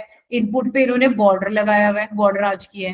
ठीक है, उसके बाद ये कलर, मतलब बॉर्डर आप इनपुट पे भी लगा सकते हो, जैसे बॉर्डर मैंने यहाँ पे लगाया ना, इस पे बॉर्डर आप इनपुट टैग पे भी लगा सकते हो। ठीक है, हाइट विड्थ सब सेट करनी है, ये टेक्स्ट एरिया है। ठीक है, और सबमिट बटन। सबमिट बटन पे पैडिंग देखो, अब आप यहाँ से समझो, ये बॉर्डर है, बटन है, ठीक है। तो बटन पे इन्होंने मार्जिन लगाई है, पैडिंग पैडिंग सब, सबमिट है, सबमिट के round space inside of the box, inside of the border, तो ये पैडिंग होगी। ठीक है, और इस पूरे फॉर्म पे भी देखो पैडिंग लगी हुई है, can you all see? Business inquiry से पहले स्पेस है, तो बैकग्राउंड लाइट ग्रे रखना, विड्थ 700 पिक्सल रखना, और सेंटर में प्लेस रखना, यहाँ पे लिखा है। तो जब तक जो भी कलर आज में जो भी टॉपिक कर रहे हैं उससे आपकी पूरा फॉर्म बन जाएगा। ठीक है, और ये मैंने जो स्क्रीनशॉट लिया ना, ये रियल टाइम वेबसाइट का है, मतलब ये मैंने नहीं क्रिएट किया, ये मैंने किसी वेबसाइट से स्क्रीनशॉट लिया था। तो अगर आप ये क्रिएट कर पा रहे हो, कलर्स वगैरह में ज्यादा नहीं कहूंगी कि बिल्कुल पिंक पिंक कर देना, क्योंकि वो आपको रियल टाइम में एनीवेज मिलते ही हैं। बट अगर आप ये प्रॉपरली क्रिएट कर पाए एग्जैक्ट, ठीक है, तो आप ये मान के चलना कि आपको ये चीज समझ आ गई। अब मैं एक चीज बोलती हूँ, जैसे इनपुट आएगा ना, यहाँ पे आप देख सकते हो नेम के आसपास स्पेस आ रहा है, तो ये पैडिंग है। तो यहाँ पे मतलब यहाँ पे भी वो चीज अप्लाई होगी जैसे मैंने इस बॉक्स पे लगाई है, वैसे इनपुट पे भी पैडिंग बॉर्डर अप्लाई होगा, मार्जिन स्पेस इनके बीच में। ठीक है, तो ये फॉर्म आपको क्रिएट करना है, और ये रियल टाइम डिजाइन का स्क्रीनशॉट अगर आप ये क्लिक कर पाए तो मतलब आपको रियल टाइम का एक आपने डिजाइन बना लिया बेसिकली। फॉन्ट फैमिली वगैरह जो जैसे आज सिखाई है, गूगल फॉन्ट ट्राई करना, जितना भी सिखाया वो सारा इस फॉर्म के थ्रू ट्राई हो जाएगा बेसिकली। क्लियर है असाइनमेंट सबको? Can I see a thumbs up? Is it clear? If not just write it in the chat box. Again मैं रिपीट करूंगी, रियल टाइम डिजाइन सिर्फ इसलिए दिया है, अभी तक सारा मैंने जो खुद से बनाई थी वो थी, ताकि आपको थोड़ा कॉन्फिडेंस मिले कि आप रियल टाइम डिजाइन खुद से बना पा रहे हैं।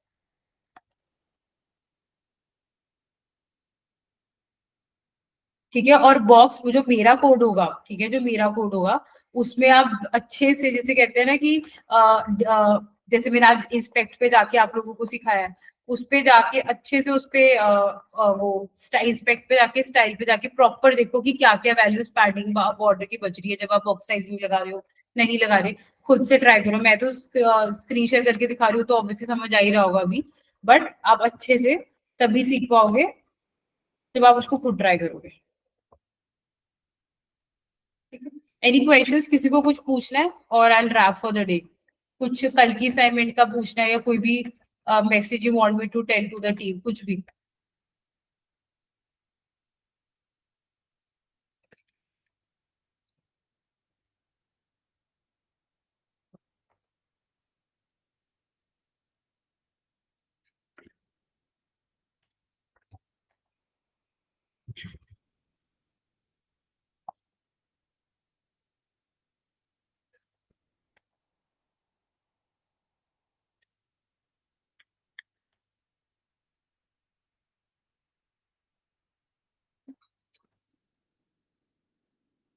एनी क्वेश्चंस एनीवन, और should we wrap for the day? Okay, all right. Thank you, team. We'll connect tomorrow. Please, whatever I taught in the class, go through the recording again, go through the content again, and whatever you have any questions with, like, just try out the form assignment today. Okay? All right. Thank you. Have a nice day. Bye.